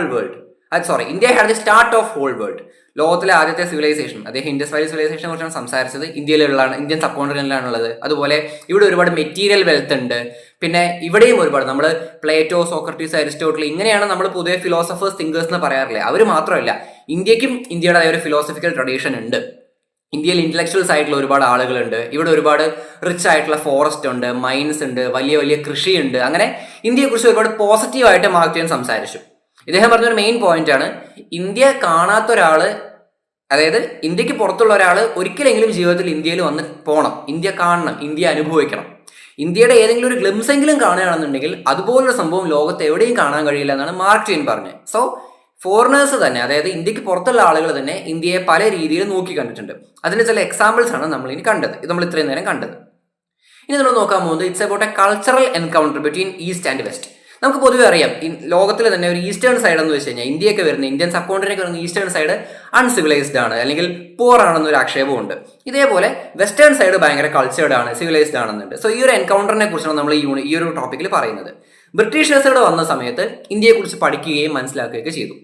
ബ്രിട്ടീഷുകാർ ഇന്ത്യയെക്കുറിച്ച് എഴുതിയപ്പോൾ അതിൽ പറഞ്ഞൊരു മെയിൻ കാര്യം എന്താണ്? ഇന്ത്യ ഒട്ടും പോരാ, ബ്രിട്ടീഷുകാർ ഇവിടെ വന്ന് ഇന്ത്യനെ ഭരിക്കുന്നത് നല്ലതാണ്, അങ്ങനെയാണെങ്കിൽ ഇന്ത്യക്ക് വളർച്ച ഉണ്ടാവും എന്നൊക്കെ ഇവർ പറഞ്ഞു. ഇംഗ്ലീഷ് എഡ്യൂക്കേഷൻ സ്പ്രെഡ് ആവുന്നത് നല്ലത് എന്ന് ബ്രിട്ടീഷേഴ്സ് പറഞ്ഞു. ഈ ഇംഗ്ലീഷ് എഡ്യൂക്കേഷൻ ഇവിടെ സ്പ്രെഡ് ആവാൻ വേണ്ടി അവർ ഒരുപാട് ഇൻസ്റ്റിറ്റ്യൂട്ട്സ് തുടങ്ങുകയും ചെയ്തു. അത് സത്യം പറഞ്ഞ ഇന്ത്യക്കാർക്ക് ഒരു ഗുണമാണ് ഉണ്ടായത്. ഇന്ത്യയിലെ മിഡിൽ ക്ലാസ് എന്നൊരു ഗ്രൂപ്പ് എമർജ് ആയി. റിച്ച് ആയിട്ടുള്ള ലാൻഡ് ലോഡ്സിനും നാട്ടുരാജാക്കന്മാർക്കും പുറമെ, പുവർ ആയിട്ടുള്ള ലേബറേഴ്സിനും കൃഷിക്കാർക്കും പുറമെ ഇടയിൽ ഒരു മിഡിൽ ക്ലാസ് ഉണ്ടായി. അവർ ഇംഗ്ലീഷ് എഡ്യൂക്കേഷനും വെസ്റ്റേൺ എഡ്യൂക്കേഷനും ഒക്കെ നേടി കാര്യങ്ങളെ കൂടുതൽ നല്ല രീതിയിൽ മനസ്സിലാക്കാനും നോക്കിക്കാണാനും ഒരു അവയർനെസ് സ്പ്രെഡ് ചെയ്യാനൊക്കെ തുടങ്ങി. ബ്രിട്ടീഷുകാരുടെ ബയസ്ഡായ മുൻവിധികളോട് കൂടിയുള്ള ചിന്താഗതികളെല്ലാം ഇവർ എതിർത്ത് സംസാരിച്ചു. അതിന് പ്രിന്റിംഗ് പ്രസ്സുകളുടെ വളർച്ചയും ഒരു കാരണമായി. നമ്മൾ മുമ്പത്തെ പല യൂണിറ്റ്സിലും അല്ലെങ്കിൽ മറ്റ് പല പേപ്പറുകളിൽ ഇത് ഡീറ്റെയിൽ ആയിട്ട് പറയുന്നുണ്ട്. സോ എന്താണ് ഇന്ത്യയിൽ വന്നിട്ടുള്ള പ്രിന്റിംഗ് പ്രസ്? ഇംഗ്ലീഷിലുള്ള പബ്ലിക്കേഷൻസ് ആണെങ്കിലും അതാത് പ്രാദേശിക ഭാഷകളുടെ പബ്ലിക്കേഷൻസ് ആണെങ്കിലും ഇന്ത്യൻ കൾച്ചർ സ്ട്രോങ് ആണ്, ബ്രിട്ടീഷുകാരെ വെച്ച് നോക്കുമ്പോൾ ഒട്ടും മോശമല്ല എന്ന് പറഞ്ഞ് തിരിച്ചടിച്ചു. അങ്ങനെ നമ്മൾ അവരുടെ കൂടെ കിടപിടിച്ച് നിന്നു എന്നാണ് പറയുന്നത്. The western Indian culture were viewed critically. Indian കൾച്ചറിനെയും വെസ്റ്റേൺ കൾച്ചറിനെയും വിമർശനാത്മകമായ രീതിയിൽ തന്നെയാണ് ഈ ഒരു ഇന്ത്യയിലെ മിഡിൽ ക്ലാസ് നോക്കിക്കണ്ടിട്ടുള്ളത്. ഇന്ത്യക്കും പ്രശ്നങ്ങളുണ്ട്, വെസ്റ്റേൺ കൾച്ചറിനും പ്രശ്നങ്ങളുണ്ട്. രണ്ടിനും ഗുഡും ഉണ്ട്, ബാഡും ഉണ്ട്. പിന്നെ India's unique spiritual traditions and several movements regenerated this tradition. ഇന്ത്യയിലെ പല മൂവ്മെന്റ്സും മുന്നേറ്റങ്ങളും ഇതിനെല്ലാം കൂടുതൽ ശക്തി പകർന്നതാണ്. ഇതിന്റെ ഭാഗമായിട്ട് ഇന്ത്യയിലെ ആളുകളുടെ ഇടയിൽ ഒരു യൂണിറ്റി അല്ലെങ്കിൽ ഒരു ഇക്വാലിറ്റി ഒക്കെ വളരുന്നതിനും കാരണമായിട്ടുണ്ട് എന്നാണ് പറയുന്നത്. ഇനി നമുക്ക് ചില ഇന്ത്യൻ തിങ്കേഴ്സ് അല്ലെങ്കിൽ ഇന്ത്യൻ റൈറ്റേഴ്സ്, ഇന്ത്യയിലെ എമിനന്റ് പേഴ്സണാലിറ്റീസ് എങ്ങനെയാണ് ഈ ഒരു ഇന്ത്യൻ ട്രഡീഷനെ നോക്കിക്കണ്ടത് എന്ന് മനസ്സിലാക്കാം. ഇവിടെ നമ്മൾ ആദ്യം നോക്കാൻ പോകുന്നത് രവീന്ദ്രനാഥ് ടാഗോറിനെ കുറിച്ചാണ്. നമുക്കറിയാം, വളരെ ഫേമസ് ആയിട്ടുള്ള ഒരു റൈറ്റർ ആയിട്ടുള്ള നോബൽ പ്രൈസ് വിന്നറായ, നമ്മുടെ നാഷണൽ ആന്തം ഒക്കെ എഴുതിയിട്ടുള്ള ടാഗോർ എങ്ങനെയാണ് ഇന്ത്യയെ നോക്കിക്കണ്ടതെന്ന് നമുക്ക് നോക്കാം. He imagined India as assimilative, cosmopolitan, compassionate, liberal and secular. India എങ്ങനെയാണെന്നാണ് അദ്ദേഹം പറഞ്ഞത്? It is assimilative, cosmopolitan. അതായത് ഒരുപാട് പേരെ ഒരുമിപ്പിച്ച് നിർത്തുന്ന, ഒരുപാട് കൾച്ചറുള്ള, ഒരുപാട് തരത്തിലുള്ള ആളുകളെ ഒരുമിച്ച് നിർത്തുന്ന ഒരു സ്ഥലമാണ് ഇന്ത്യ എന്നാണ് അദ്ദേഹം പറഞ്ഞത്. ഇവിടെ സെക്യുലറിസം ഉണ്ട്, ഒരുപാട് മതത്തിലുള്ള ആളുകൾക്ക് ഇവിടെ സ്ഥാനമുണ്ട്. അതുപോലെ കോസ്മോപൊളിറ്റൻ, അതായത് ജനങ്ങൾ ഒരു നാട്ടിലെയാണ്, ഒരു രാജ്യത്തെയാണ്, അങ്ങനെ ഒരു സംഭവമല്ല. ആർക്കും ഇവിടെ വരാം, ആർക്കും ഇവിടെ ജീവിക്കാം, അങ്ങനെ ഒരു അക്സെപ്റ്റൻസ് എല്ലാവർക്കും ഉള്ളൊരു സ്ഥലമാണ് ഇന്ത്യ എന്ന് അദ്ദേഹം അഭിപ്രായപ്പെട്ടു. അദ്ദേഹത്തിന്റെ പല വർക്കുകളിലും അദ്ദേഹം ഇത് എക്സ്പ്രസ് ചെയ്തിട്ടുണ്ട്. ഭാരത് തീർത്ഥ, ഇന്ത്യൻ പിൽഗ്രിമേജ് എന്ന അർത്ഥം വരുന്ന അദ്ദേഹത്തിന്റെ ഒരു മെയിൻ പോയമുണ്ട്. ആ പോയത്തിലും അദ്ദേഹം ഇത് തന്നെയാണ് പറഞ്ഞു വയ്ക്കുന്നത്. അദ്ദേഹം പറയുന്നത് ഇന്ത്യ ഒരു പുണ്യഭൂമിയാണ് എന്നാണ്. ഇപ്പോൾ ഒരുപാട് ആളുകൾ ഇന്ത്യ സന്ദർശിച്ചിട്ടുണ്ട്, ടൂറിസത്തിന്റെ ഭാഗമായിട്ടും ട്രേഡിന്റെ ഭാഗമായിട്ടും ഒക്കെ. വെച്ചാൽ വളരെ പണ്ട് മുതലേ തന്നെ ഇവരെല്ലാവരും ഇന്ത്യയിൽ വന്നു പോകുന്നത് എന്താണ്, അവരുടെ ആവശ്യങ്ങൾക്കെല്ലാം അപ്പുറത്തേക്ക് ഒരു സ്പിരിച്വൽ കാര്യം കൂടിയാണെന്നാണ് ടാഗോർ പറഞ്ഞത്. ഇന്ത്യ ഒരു പുണ്യഭൂമിയാണ്, സോ നിങ്ങളെല്ലാവരും ഇന്ത്യയിൽ വന്നേ തീരൂ, ഒരിക്കലെങ്കിലും എല്ലാവരും ഇന്ത്യ കാണേണ്ടതാണ് എന്ന് അദ്ദേഹം അഭിപ്രായപ്പെട്ടു. ഇപ്പോൾ നദികൾ സമുദ്രത്തിലോട്ട് ചെല്ലുന്നുണ്ട്, അതിപ്പോൾ സമുദ്രത്തിന്റെ ഇൻവിറ്റേഷന്റെ പുറത്തല്ല അവർ വരുന്നത്, നദികൾ അങ്ങനെ ചെന്ന് ചേരുന്നു. അതുപോലെ ലോകത്തിന്റെ പല ഭാഗങ്ങളിലുള്ള ആളുകൾ ഇന്ത്യയിലോട്ട് വന്ന് ചേരുന്നു എന്ന് അദ്ദേഹം പറഞ്ഞു. ഇതൊരു കുറച്ച് പോയറ്റിക് ആയിട്ടൊക്കെ അദ്ദേഹം സംസാരിച്ചിട്ടുള്ളതാണ് ഇതെല്ലാം. Disrespect and eel should be remove. ഇന്ത്യയിൽ പ്രശ്നങ്ങളുണ്ട്, ഇന്ത്യയിൽ സോഷ്യൽ ഇഷ്യൂസ് ഉണ്ട്. പക്ഷെ എന്താണ്, ഈ കാര്യങ്ങളെല്ലാം നമ്മൾ ഇല്ലാതെയാക്കണം, തുടച്ചു മാറ്റണം. യൂണിവേഴ്സൽ ബ്രദർഹുഡ് ആണ് വേണ്ടത്, ലോകത്തുള്ള എല്ലാ ആളുകളുടെ ഇടയിലും സാഹോദര്യമാണ് വേണ്ടത് എന്ന് ടാഗോർ അഭിപ്രായപ്പെട്ടു. ഇദ്ദേഹം ഒരു യൂണിവേഴ്സലിസ്റ്റ് ആയിരുന്നു, ഹ്യൂമനിസ്റ്റ് ആയിരുന്നു. അദ്ദേഹം ഓർത്തഡോക്സ് ആയിട്ടുള്ള പരമ്പരാഗതമായിട്ടുള്ള പല കാര്യങ്ങളെയും ചില സോഷ്യൽ ഇൽസിനെയും ചോദ്യം ചെയ്തിട്ടുണ്ട്. ഇപ്പോൾ യൂണിവേഴ്സലിസം എന്ന വാക്കുകൊണ്ട് ഇവിടെ അദ്ദേഹം ഉദ്ദേശിച്ചത് humanity beyond national and cultural boundaries. നമുക്ക് മനുഷ്യത്വം വേണം, നമ്മുടെ രാജ്യത്തുള്ളവരോട് മാത്രം അല്ലെങ്കിൽ നമ്മുടെ കൂട്ടരോട് മാത്രമുള്ള ഒരു മനുഷ്യത്വം, അങ്ങനെയല്ല. ലോകത്തുള്ള എല്ലാവരെയും നമ്മൾ ഒരേപോലെ നോക്കിക്കാണണം, സാഹോദര്യം വേണം. അതാണ് ടാഗോർ പറയുന്ന യൂണിവേഴ്സലിസം കൊണ്ട് ഉദ്ദേശിച്ചത്. These themes were raised in many of his literary works. അദ്ദേഹം ഇന്ത്യയുടെ സ്വാതന്ത്ര്യത്തിന് വേണ്ടി ഒരുപാട് പ്രവർത്തിച്ചിട്ടുണ്ട്. അദ്ദേഹം ബ്രിട്ടീഷേഴ്സിന്റെ പല മോശം കാര്യങ്ങൾക്കും എതിരായിട്ട് നിന്നിട്ടുണ്ട്. പ്രധാനമായിട്ടും ഇന്ത്യയിലെ സമരങ്ങളെ അടിച്ചമർത്താൻ ബ്രിട്ടീഷേഴ്സ് ഫോളോ ചെയ്തിരുന്ന വയലന്റ് ആയിട്ടുള്ള രീതികളെ, അവർ ചെയ്തിരുന്ന പല കൊലപാതക പരമ്പരകൾക്കെതിരെ അദ്ദേഹം സംസാരിച്ചിട്ടുണ്ട്. ഉദാഹരണത്തിന് ജാലിയൻ വാലാബാഗ് കൂട്ടക്കൊല നടന്ന സമയത്ത് അദ്ദേഹത്തിന് കിട്ടിയിട്ടുള്ള നൈറ്റ്ഹുഡ് എന്ന പദവി, നൈറ്റ് പദവി ബ്രിട്ടീഷ് സർക്കാരിനെ തിരിച്ചേൽപ്പിച്ചു. അദ്ദേഹം വളരെ സ്ട്രോങ് ആയിട്ട് നിലകൊണ്ട ഒരാളായിരുന്നു. He viewed Indian civilization as syncretic. നേരത്തെ പറഞ്ഞ പോലെ തന്നെ ഇന്ത്യൻ സിവിലൈസേഷൻ എങ്ങനെയാണ്, സിൻക്രറ്റിക് ആണ്. അതൊരു മിക്സ്ചർ ആണ്, ഒരു ബ്ലെൻഡ് ആണ്. ഒരുപാട് കൾച്ചറിലുള്ള, ഒരുപാട് റിലീജിയണും ലാംഗ്വേജുള്ള ആളുകൾ ഇവിടെ ഉണ്ട്. ഇതിനെല്ലാം നിലനിർത്തുന്നത് എന്താണ്, ഇന്ത്യയിലെ യൂണിറ്റി ആൻഡ് ഡൈവേഴ്സിറ്റിയാണ്. ഈ ഇന്ത്യയിലെ യൂണിറ്റി ആൻഡ് ഡൈവേഴ്സിറ്റി വെറുതെ ഉണ്ടായതല്ല, പണ്ട് മുതലേ ഒരുപാട് റിലീജിയനുള്ള ആളുകൾ ഇവിടെ ഉണ്ട്. അതുകൊണ്ട് തന്നെ ഇന്ത്യക്ക് ഇതാണ് നാഷണൽ റിലീജിയൻ, അങ്ങനെ ഒരു സംഭവമില്ല. എല്ലാവർക്കും ഇവിടെ സ്ഥാനമുണ്ട്, എല്ലാവർക്കും സ്പേസ് ഉണ്ട്. അതാണ് ഇന്ത്യ എന്നാണ് ടാഗോർ പറഞ്ഞത്. He also oppose the aggressiveness of western civilization. Western civilization അദ്ദേഹം വളരെ നല്ല രീതിയിൽ തന്നെ വിമർശിച്ചിട്ടുണ്ട്. അതിനൊരു അഗ്രസീവ്നെസ് ഉണ്ടെന്നാണ് പറയുന്നത്. കാര്യം എന്താണെന്ന് വെച്ചാൽ, ബ്രിട്ടീഷേഴ്സ് ഇവിടെ വന്ന സമയത്ത് ഇന്ത്യ വളരെ മോശമാണ്, ഇന്ത്യനെ മൊത്തത്തിൽ മാറ്റിമറിക്കണം, ഇന്ത്യൻ കൾച്ചറിനെ മുഴുവൻ ഇല്ലാതാക്കി വെസ്റ്റേൺ കൾച്ചർ കൊണ്ടുവരണം എന്നൊക്കെ അവർ പറഞ്ഞിട്ടുണ്ട്. എന്തിനാണ് ഇങ്ങനെയൊക്കെ പറയുന്നത്? ഓരോ നാട്ടിലെ കൾച്ചറിനെയും അതാത് രീതിയിൽ റെസ്പെക്ട് ചെയ്യാണ് വേണ്ടതെന്നാണ് ടാഗോർ അഭിപ്രായപ്പെട്ടത്, പ്രത്യേകിച്ച് ഇന്ത്യൻ കൾച്ചറിന്റെ കാര്യത്തിൽ. ഇനി നമുക്ക് ഗാന്ധിജി എന്താണ് പറഞ്ഞതെന്ന് നോക്കാം. ഗാന്ധിജിയും ഈ അസിമിലേറ്റീവ് നേച്ചറിനെ കുറച്ചും കൂടെ മുന്നോട്ട് കൊണ്ടുപോയിട്ടുള്ള ആളാണ്. ഇദ്ദേഹം പറഞ്ഞത് എന്താണെന്ന് വെച്ചാൽ, ഇന്ത്യൻ സ്വാതന്ത്ര്യ സമരത്തിന്റെ ഉദ്ദേശം ബ്രിട്ടീഷുകാരെ ഇവിടുന്ന് പുറത്താക്കുക എന്നുള്ളതൊന്നുമല്ല. നമുക്ക് സ്വാതന്ത്ര്യം വേണം, നമ്മുടെ കാര്യങ്ങൾ നമുക്ക് തീരുമാനിക്കണം. ബ്രിട്ടീഷുകാർ വേണമെങ്കിൽ ഇന്ത്യയിൽ വന്ന് താമസിച്ചോട്ടെ, ഇന്ത്യയിൽ വന്ന് ജോലി ചെയ്തോട്ടെ, അതിനൊന്നും കുഴപ്പമില്ല. എന്താണ്, ദേ കുഡ് ഗെറ്റ് അസിമിലേറ്റഡ്. ബ്രിട്ടീഷേഴ്സിനും ഇവിടെ വന്ന് ഇതിന്റെ ഭാഗമായിട്ട് നിൽക്കാം, അതിനൊന്നും കുഴപ്പമില്ല. അങ്ങനെയുള്ള സ്ഥലം ഇന്ത്യയിൽ ഉണ്ടെങ്കിൽ പ്രശ്നമില്ല എന്നാണ് ഗാന്ധിജി അഭിപ്രായപ്പെട്ടത്. He never substituted Indian civilization with Hindu culture or civilization. അതായത് നമ്മൾ നേരത്തെ പറഞ്ഞു, ഹിന്ദുയിസം എന്ന വാക്ക് കൂടുതൽ പറയാൻ കാരണം പല ഫോറിൻ തിങ്കേഴ്സും ഇവിടെ വന്നപ്പോൾ ഇന്ത്യൻ സൊസൈറ്റിയെ ഹിന്ദു സൊസൈറ്റി അല്ലെങ്കിൽ ഇന്ത്യ എന്ന് വെച്ചാൽ ഹിന്ദുസം മാത്രമാണെന്ന പോലെ സംസാരിച്ചിട്ടുണ്ട്. ഗാന്ധിജി ഒരിക്കലും അങ്ങനെ പറഞ്ഞിട്ടില്ല. അദ്ദേഹം എന്താണ് പറഞ്ഞത്, ഇന്ത്യൻ സിവിലൈസേഷൻ എന്ന് പറയുന്നത് ഹിന്ദുസും ഇസ്ലാമും ക്രിസ്ത്യാനിറ്റി അല്ലെങ്കിൽ മറ്റ് റിലീജിയൻസ് എല്ലാം ചേർന്നതാണ് എന്നാണ് അദ്ദേഹം അഭിപ്രായപ്പെട്ടത്. It is inclusive in nature. എല്ലാവരെയും ഉൾക്കൊള്ളുന്നതാണ് ഇന്ത്യ എന്ന രാജ്യം. ഇന്ത്യയിലെ ഏതൊരു സാധാരണക്കാരനായിട്ടുള്ള പൗരനും, റിച്ചോ പുവറോ മിഡിൽ ക്ലാസ്സോ ആയിക്കോട്ടെ, അവരുടെ ജാതി മത ഭേദങ്ങൾക്കപ്പുറത്ത് ഒരുമിപ്പിച്ച് നിർത്താൻ കഴിയുന്ന ഒരു സ്പേസ് ആണ് ഇന്ത്യ എന്ന് അദ്ദേഹം പറഞ്ഞു. ഈ ഒരു സ്പിരിറ്റ് അറിയുന്നവരാണ് ശരിക്കും നാഷണലിസം എന്തെന്ന് അറിയുന്നവർ. അതായത് നാഷണലിസം എന്ന് വെച്ച് കഴിഞ്ഞാൽ എന്താണ്, നമ്മൾ മാത്രം, ഞാൻ മാത്രം, എൻ്റെ വിഭാഗക്കാർ മാത്രം, അങ്ങനെയല്ല. എല്ലാ തരത്തിലുള്ള ആളുകൾക്കും ഒരുമിച്ച് നിൽക്കാൻ കഴിയും, അല്ലെങ്കിൽ ഒരുമിച്ച് നിൽക്കാം. ആ ഒരു സ്പിരിറ്റാണ് ഇന്ത്യൻ നാഷണലിസത്തിന്റെ എന്നാണ് ഗാന്ധിജി പറഞ്ഞിട്ടുള്ളത്. ഈ ഒരു സ്പിരിറ്റ് മനസ്സിലാക്കാതെ എൻ്റെ റിലീജിയനുള്ള കാര്യങ്ങൾ വലുതാണ്, എൻ്റെ റിലീജിയൻ പോരാ എന്ന് പറയുകയും ഒരാൾ വേറൊരാളുടെ റിലീജിയസ് കാര്യങ്ങൾ ഇടപെടുകയാണെന്നുണ്ടെങ്കിൽ അവരൊരിക്കലും ഇന്ത്യയിൽ നിൽക്കാൻ പോലും യോഗ്യരല്ല എന്നാണ് ഗാന്ധിജി പറഞ്ഞത്. If any religion believes that they only should exist then they are living in an imaginary land. ഇപ്പം ഇന്ത്യയിലെ ഏതെങ്കിലും ഒരു മതം പറയുകയാണ് ഞങ്ങളാണ് സുപ്രീം, ഞങ്ങളാണ് വലുത്, ഞങ്ങൾ മാത്രം മതി ഇന്ത്യയിൽ എന്ന് പറഞ്ഞാൽ അവർ ജീവിക്കുന്നത് എന്തോ ഒരു സ്വപ്നലോകത്ത് എന്തോ ആണ്. അങ്ങനെയൊന്നുമല്ല. ഇന്ത്യയിൽ എല്ലാ റിലീജിയൻസിനും സ്പേസ് ഉണ്ട്, അല്ലെങ്കിൽ സ്പേസ് ഉണ്ടാവണം എന്ന് ഗാന്ധിജി പറഞ്ഞു. He believed that autonomy of villages founded on agriculture, supplemented by village and cottage industries. ഇന്ത്യയിലെ വില്ലേജസ് ഒരു സെൽഫ് സഫിഷ്യന്റ് ഓട്ടോണമസ് യൂണിറ്റി തന്നെയാണ്. അതിനെ സപ്പോർട്ട് ചെയ്യുന്നത് വില്ലേജസിലുള്ള കൃഷിയും കോട്ടേജ് ഇൻഡസ്ട്രീസും ആണ്, കുടിൽ വ്യവസായങ്ങളുമാണ്. ഇന്ത്യൻ അഗ്രികൾച്ചറിന് വലിയ രീതിയിലുള്ള മോഡേണൈസേഷന്റെ ആവശ്യമൊന്നുമില്ല. അദ്ദേഹം പറഞ്ഞത് വെച്ചാൽ ഇവിടുത്തെ ആളുകൾ, മാൻ പവർ ആണ് ഏറ്റവും പ്രധാനപ്പെട്ടത്. തൊഴിലാളികളുടെ ജോലി നഷ്ടപ്പെടുന്ന രീതിയിൽ വലിയ രീതിയിലുള്ള എക്യുപ്മെന്റ്സോ കാര്യങ്ങളോ നമുക്ക് വേണ്ട. നിലവിലെ സാഹചര്യങ്ങൾ എങ്ങനെ മെച്ചപ്പെടുത്താം, ആ ഒരു മോഡേണൈസേഷൻ ആണ് ഇന്ത്യയിലെ കൃഷിക്ക് വേണ്ടത് എന്ന് ഗാന്ധിജി അഭിപ്രായപ്പെട്ടു. Political power should enable betterment of people. Political power, രാഷ്ട്രീയമായിട്ടുള്ള അധികാരം എന്ന് പറയുന്നത് ജനങ്ങളെ മുന്നോട്ട് കൊണ്ടുപോകാൻ വേണ്ടി ആയിരിക്കണം, അല്ലാതെ അവർക്ക് അധികാരം കാണിക്കാൻ വേണ്ടി ആവരുത്. അതിനുവേണ്ടി എന്ത് ചെയ്യണം, നമുക്ക് നമ്മുടെ ഇടയിൽ നിന്ന് തിരഞ്ഞെടുക്കപ്പെട്ടുള്ള റെപ്രസെന്റേറ്റീവ്സ് വേണമെന്ന് ഗാന്ധിജി പറഞ്ഞു. ഇദ്ദേഹം പറഞ്ഞ വേറെ പ്രധാനപ്പെട്ട പോയിന്റ് ഉണ്ട്, അത് ഇതാണ്: ഇഫ് നാഷണൽ ലൈഫ് എന്ന് വെച്ചാൽ ജനങ്ങളുടെ ഒരു life become so perfect, representatives are unnecessary. ഇപ്പൊ ജനങ്ങളുടെ ഇടയിൽ പ്രത്യേകിച്ച് കുഴപ്പങ്ങളൊന്നുമില്ല, ജനങ്ങളുടെ ജീവിതം നന്നായിട്ട് പോകുന്നുണ്ട് എന്നാണെങ്കിൽ ജനങ്ങളെ ഭരിക്കാൻ വേണ്ടി ഒരു പ്രത്യേക ഗവൺമെന്റിന്റെ ആവശ്യമില്ല എന്നാണ് ഗാന്ധിജി പറഞ്ഞത്. Then exist A state of enlightened anarchy. ഒരു അനാർക്കിയാണ് അവിടെ വരുന്നത്, ഒരു ഏകാധിപത്യ ഭരണം പോലത്തെ സംഭവമാണ് അവിടെ വരുന്നത്, ഒരു അരാജകത്വമാണ് അവിടെ വരുന്നത്. ഏകാധിപത്യമല്ല, ഒരു അരാജകത്വം, ഒരു ഭരണകൂടം ഇല്ലാത്തൊരവസ്ഥ വരും. പക്ഷെ കുഴപ്പമില്ല, നമ്മുടെ നാട്ടിൽ പ്രശ്നങ്ങളില്ലെങ്കിൽ ഭരണകൂടത്തിന്റെ ആവശ്യമില്ല എന്ന് ഗാന്ധിജി പറഞ്ഞു.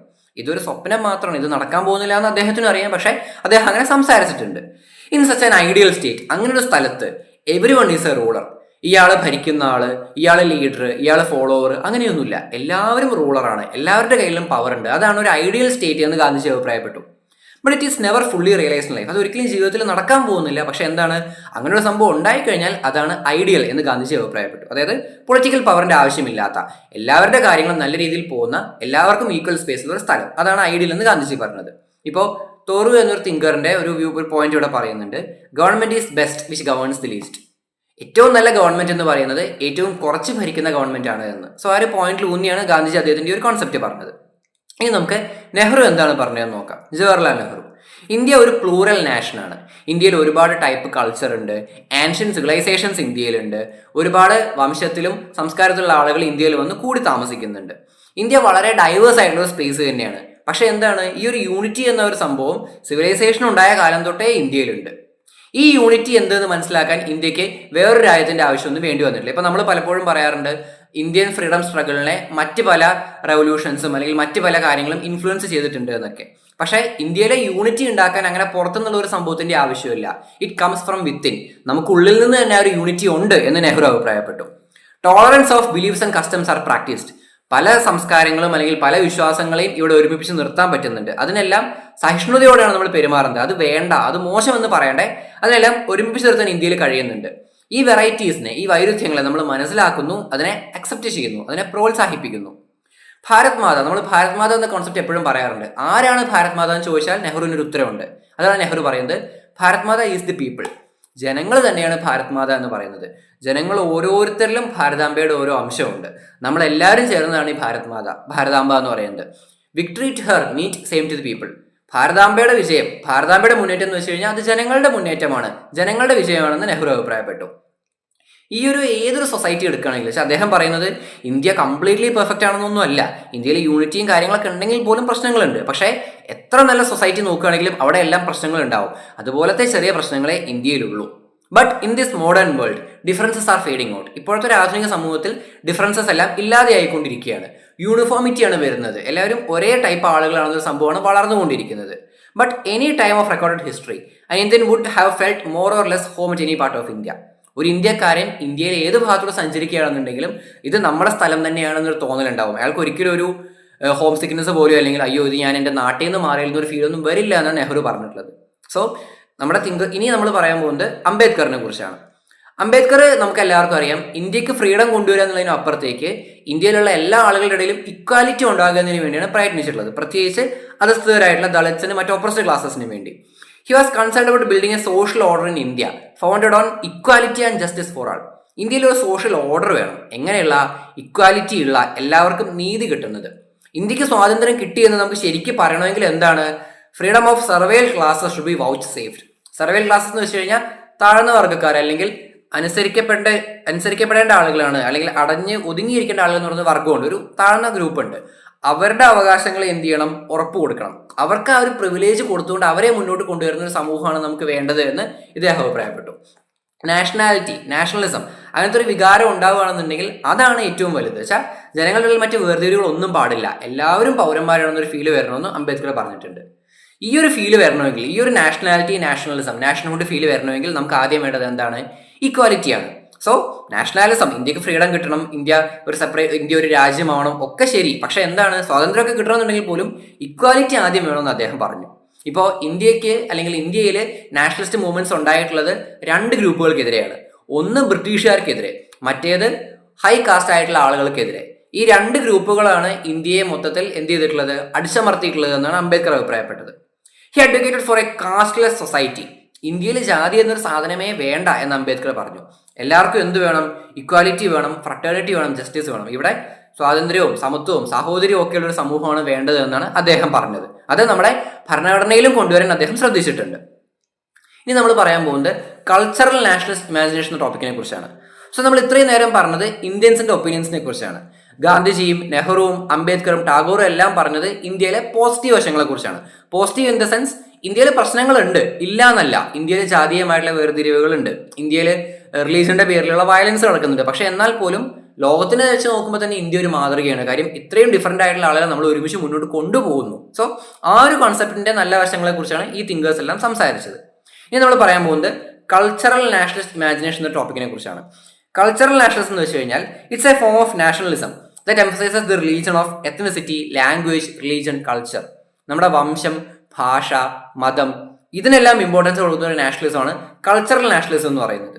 സോ നമ്മൾ ഈ പറഞ്ഞ യൂണിവേഴ്സൽ അക്സെപ്റ്റൻസിനും എല്ലാ മതങ്ങളെയും എല്ലാ റിലീജിയനും ചേർത്ത് നിർത്തണം എന്നതിനെല്ലാം പുറമെ ഇവിടെ എന്തുണ്ട്? ഒരു കൾച്ചറൽ നാഷണലിസം സംഭവമുണ്ട്. ഇവിടെ എന്താണ് ഉണ്ടായിട്ടുള്ളത്? It saw India in terms of a traditional cultural unit founded on the spiritual ethos of Hinduism.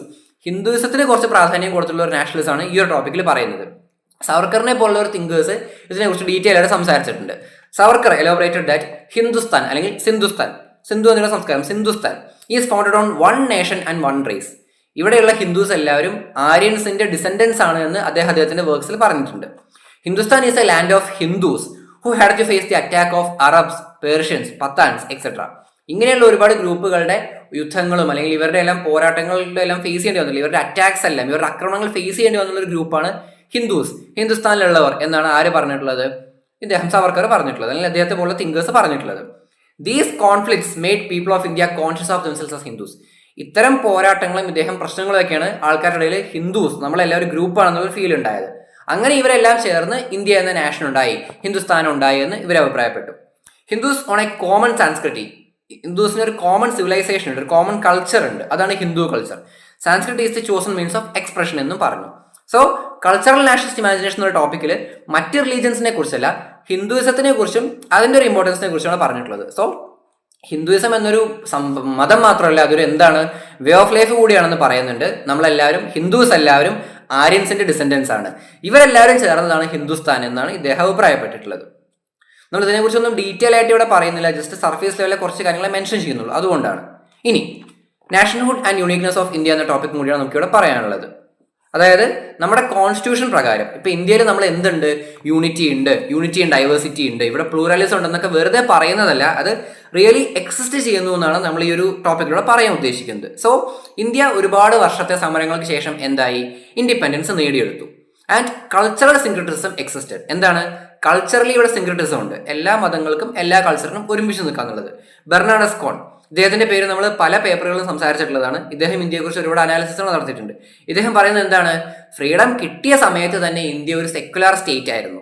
ഇപ്പോൾ ഫ്രീഡം കിട്ടുന്ന സമയത്ത് നമുക്ക് വേണമെങ്കിൽ മെജോറിറ്റി ആളുകളും ഹിന്ദുസ് ആണ്. സോ ഹിന്ദുസത്തിൽ ഊന്നിക്കൊണ്ടുള്ള ഒരു ഭരണഘടന അല്ലെങ്കിൽ നമ്മുടെ national symbol, national song, national അന്തം, ഇതിനെല്ലാം ഒരു ഹിന്ദു ടച്ച് കൊടുക്കാമായിരുന്നു. പക്ഷെ അങ്ങനെ കൊടുക്കാതെ ഇപ്പോൾ ഭരണഘടനയിൽ പോലും ദൈവത്തിന് ഒരുപാട് ഫോക്കസ് കൊടുത്തിട്ടില്ല. സോ അങ്ങനെ സെക്യുലറിസത്തിനെ ഊട്ടിയുറപ്പിക്കുന്ന ഒരുപാട് കാര്യങ്ങൾ വന്ന സമയം തൊട്ടേ ഇന്ത്യയിൽ ഉണ്ടായിരുന്നു എന്നാണ് ബെർണാഡസ് കോൺ പറഞ്ഞിട്ടുള്ളത്. ഇപ്പോൾ ബുദ്ധിസ്റ്റ് വീൽ ഓഫ് ലോ നമുക്കുണ്ട്, അശോക ചക്രമുണ്ട്, ലയൺ എംബ്ലോ ഉണ്ട്. ഈ കാര്യങ്ങളെല്ലാം ഹിന്ദുസത്തിനെ കുറിച്ച് പറയുന്നതാണോ? അല്ല, മറിച്ച് ബുദ്ധിസത്തെ കുറിച്ച് പറയുന്നതാണ്. ബുദ്ധിസ്റ്റ് ചക്ര ഓഫ് ലോ അല്ലെങ്കിൽ ബുദ്ധിസ്റ്റ് വീൽ ഓഫ് ലോ എന്ന് പറയുന്നത് ഇതിനെ ധർമ്മചക്രം എന്നും പറയാറുണ്ട്.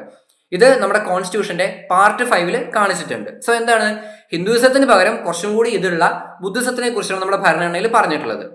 നമ്മുടെ നാഷണൽ ആന്തം, ജനഗണമന എന്ന നാഷണൽ ആന്തം നോക്കുകയാണെന്നുണ്ടെങ്കിൽ അത് ഏതെങ്കിലും ഒരു മതത്തെ പ്രകീർത്തിക്കുന്നതാണോ? അല്ല. ഏതെങ്കിലും ഒരു ഭാഷയെ പ്രകീർത്തിക്കുന്നതാണോ? അതുമല്ല. ഇന്ത്യയിലുള്ള ഒരുപാട് റീജിയൻസിനെ കുറിച്ച് നമ്മൾ പഞ്ചാബ് സിന്ധു തൊട്ട് ഇങ്ങനെ ഇത്രയും റീജിയൻസിനെ കുറിച്ച്, ഇത്രയും ഭാഷകളുണ്ട്, ഇത്രയും റിച്ച് കൾച്ചർ ഇന്ത്യയിലുണ്ട് എന്നുള്ളതാണ് നാഷണൽ ആന്തം പറയുന്നത്. ഇവരെല്ലാവരും ഇന്ത്യയിലെ ജനങ്ങളാണെന്നും ജനങ്ങളുമായി നമ്മൾ പറഞ്ഞു വയ്ക്കുന്നുണ്ട്. It also debits legacy of tolerance. ഇന്ത്യയുടെ പണ്ട് തൊട്ടേയുള്ള സഹിഷ്ണുതയെക്കുറിച്ച് നമ്മുടെ ഇന്ത്യയുടെ ഭരണഘടനയിലും കാര്യങ്ങളിലും എഴുതിയിട്ടുണ്ട്. And about the accommodation of Indian society. നമ്മുടെ ഇന്ത്യൻ സമൂഹവും ഒരുപാട് ഭാഷയും അല്ലെങ്കിൽ ഒരുപാട് സംസ്കാരമുള്ള ആളുകളെ അക്കോമഡേറ്റ് ചെയ്യുന്നു എന്നും പറയുന്നു. Constitutionally India is founded on one nation one citizen, one state and one citizenship. ഇവിടെ ഉള്ളത് സിംഗിൾ സിറ്റിസൺഷിപ്പ് ആണ്. അതുപോലെ വൺ സ്റ്റേറ്റ് എന്നൊരു കോൺസെപ്റ്റ് ഉണ്ട്. നമ്മുടെ ഭരണഘടനയുടെ കോർണർ സ്റ്റോൺ, ഒരു ആണിക്കല്ല് അല്ലെങ്കിൽ ഒരു കോർണർ സ്റ്റോൺ എന്ന് പറയുന്നത് തന്നെ എന്താണ്? ഇക്വാലിറ്റി, ഫ്രട്ടേണിറ്റി, ജസ്റ്റിസ് എന്നതാണ്. Each citizen is equal in the eyes of law. എല്ലാവരും തുല്യരാണ്, എല്ലാ ആളുകൾക്കും ഒരേ നിയമമാണ് ഉള്ളതെന്നാണ് നമ്മുടെ ഭരണഘടന പറയുന്നത്. അതിന്റെ ഒരുപാട് ആർട്ടിക്കിൾസ് നമ്മളിവിടെ ലിസ്റ്റ് ചെയ്തിട്ടുണ്ട്. അത് നമ്മൾ ഡീറ്റെയിൽ ആയിട്ട് പറയുന്നില്ല, നമുക്ക് നോക്കാവുന്നതാണ്. Then constitution provide space for individual freedom and collective rights. ഇന്ത്യയിലുള്ള ആളുകൾക്ക് അവരുടെ ഇഷ്ടമുള്ള ജോലി ചെയ്യാനും അല്ലെങ്കിൽ ഇഷ്ടമുള്ള മതം ഫോളോ ചെയ്യാനും ആ മതത്തിനെ പ്രചരിപ്പിക്കാനും അതിനുവേണ്ടി പണിയെടുക്കാനും ഒക്കെയുള്ള സ്വാതന്ത്ര്യമുണ്ട്. അതുപോലെ ഇൻഡിവിജ്വൽ റൈറ്റ്സും ഗ്രൂപ്പ് റൈറ്റ്സും എല്ലാം ഇന്ത്യയിലുണ്ട്. സോ ഇന്ത്യയിലെ യൂണിറ്റി ആൻഡ് ഡൈവേഴ്സിറ്റി എന്ന് പറയുന്നത് ചുമ്മാ പറഞ്ഞു വെക്കുന്നതല്ല, മറിച്ച് എന്താണ്, ഭരണഘടന തന്നെ അത് ഉറപ്പ് കൊടുക്കുന്നതാണ്. ഇത്രയും കാര്യങ്ങൾ നമ്മൾ യൂണിറ്റിൽ പഠിച്ചത്. ഇന്ത്യയിലുള്ള യൂണിറ്റി ആൻഡ് ഡൈവേഴ്സിറ്റിയെ കുറിച്ച് അതിൻ്റെ ചില ഫാക്ട്സ് നമ്മൾ പറഞ്ഞു, ഹിന്ദുയിസത്തിൻ്റെ ചില കോൺസെപ്റ്റ്സ് നമ്മൾ പറഞ്ഞു. ഇപ്പോൾ വിവേകാനന്ദൻ്റെ ഒരു സ്റ്റേറ്റ്മെൻ്റ് ഒക്കെ നമ്മൾ സംസാരിച്ചു. ദെൻ ഫോറിൻ തിങ്കേഴ്സ് ആയിട്ടുള്ള James Macaulay, Mark Twain, James Macaulay, James Mills, Max Weber, Max Weber, Karl Marx, Engels, Hegel, Mark Twain, ഇങ്ങനെയുള്ള ഒരു ഒപ്പീനിയൻസ് നമ്മൾ കണ്ടു. ഇന്ത്യൻസ് ആയിട്ടുള്ള ടാഗോർ, നെഹ്റു, അംബേദ്കർ, ഗാന്ധിജി ഇവരെന്താണെന്ന് പറഞ്ഞത് നമ്മൾ നോക്കിക്കണ്ടു. കൾച്ചറൽ നാഷണലിസത്തെ കുറിച്ച് സവർക്കർ പറഞ്ഞ ചില ഒപ്പീനിയൻസ് നമ്മളിവിടെ മെൻഷൻ ചെയ്തു. ഫൈനലി കോൺസ്റ്റിറ്റ്യൂഷനും ഇതിനെല്ലാം സപ്പോർട്ട് ചെയ്യുന്നുണ്ട്. എന്തിനെ? ഈ പ്ലൂരാലിറ്റിയെ സപ്പോർട്ട് ചെയ്യുന്നുണ്ട് സംസാരിച്ചു. ഇത്രയും കാര്യങ്ങളാണ് ഈ യൂണിറ്റിലുള്ളത്.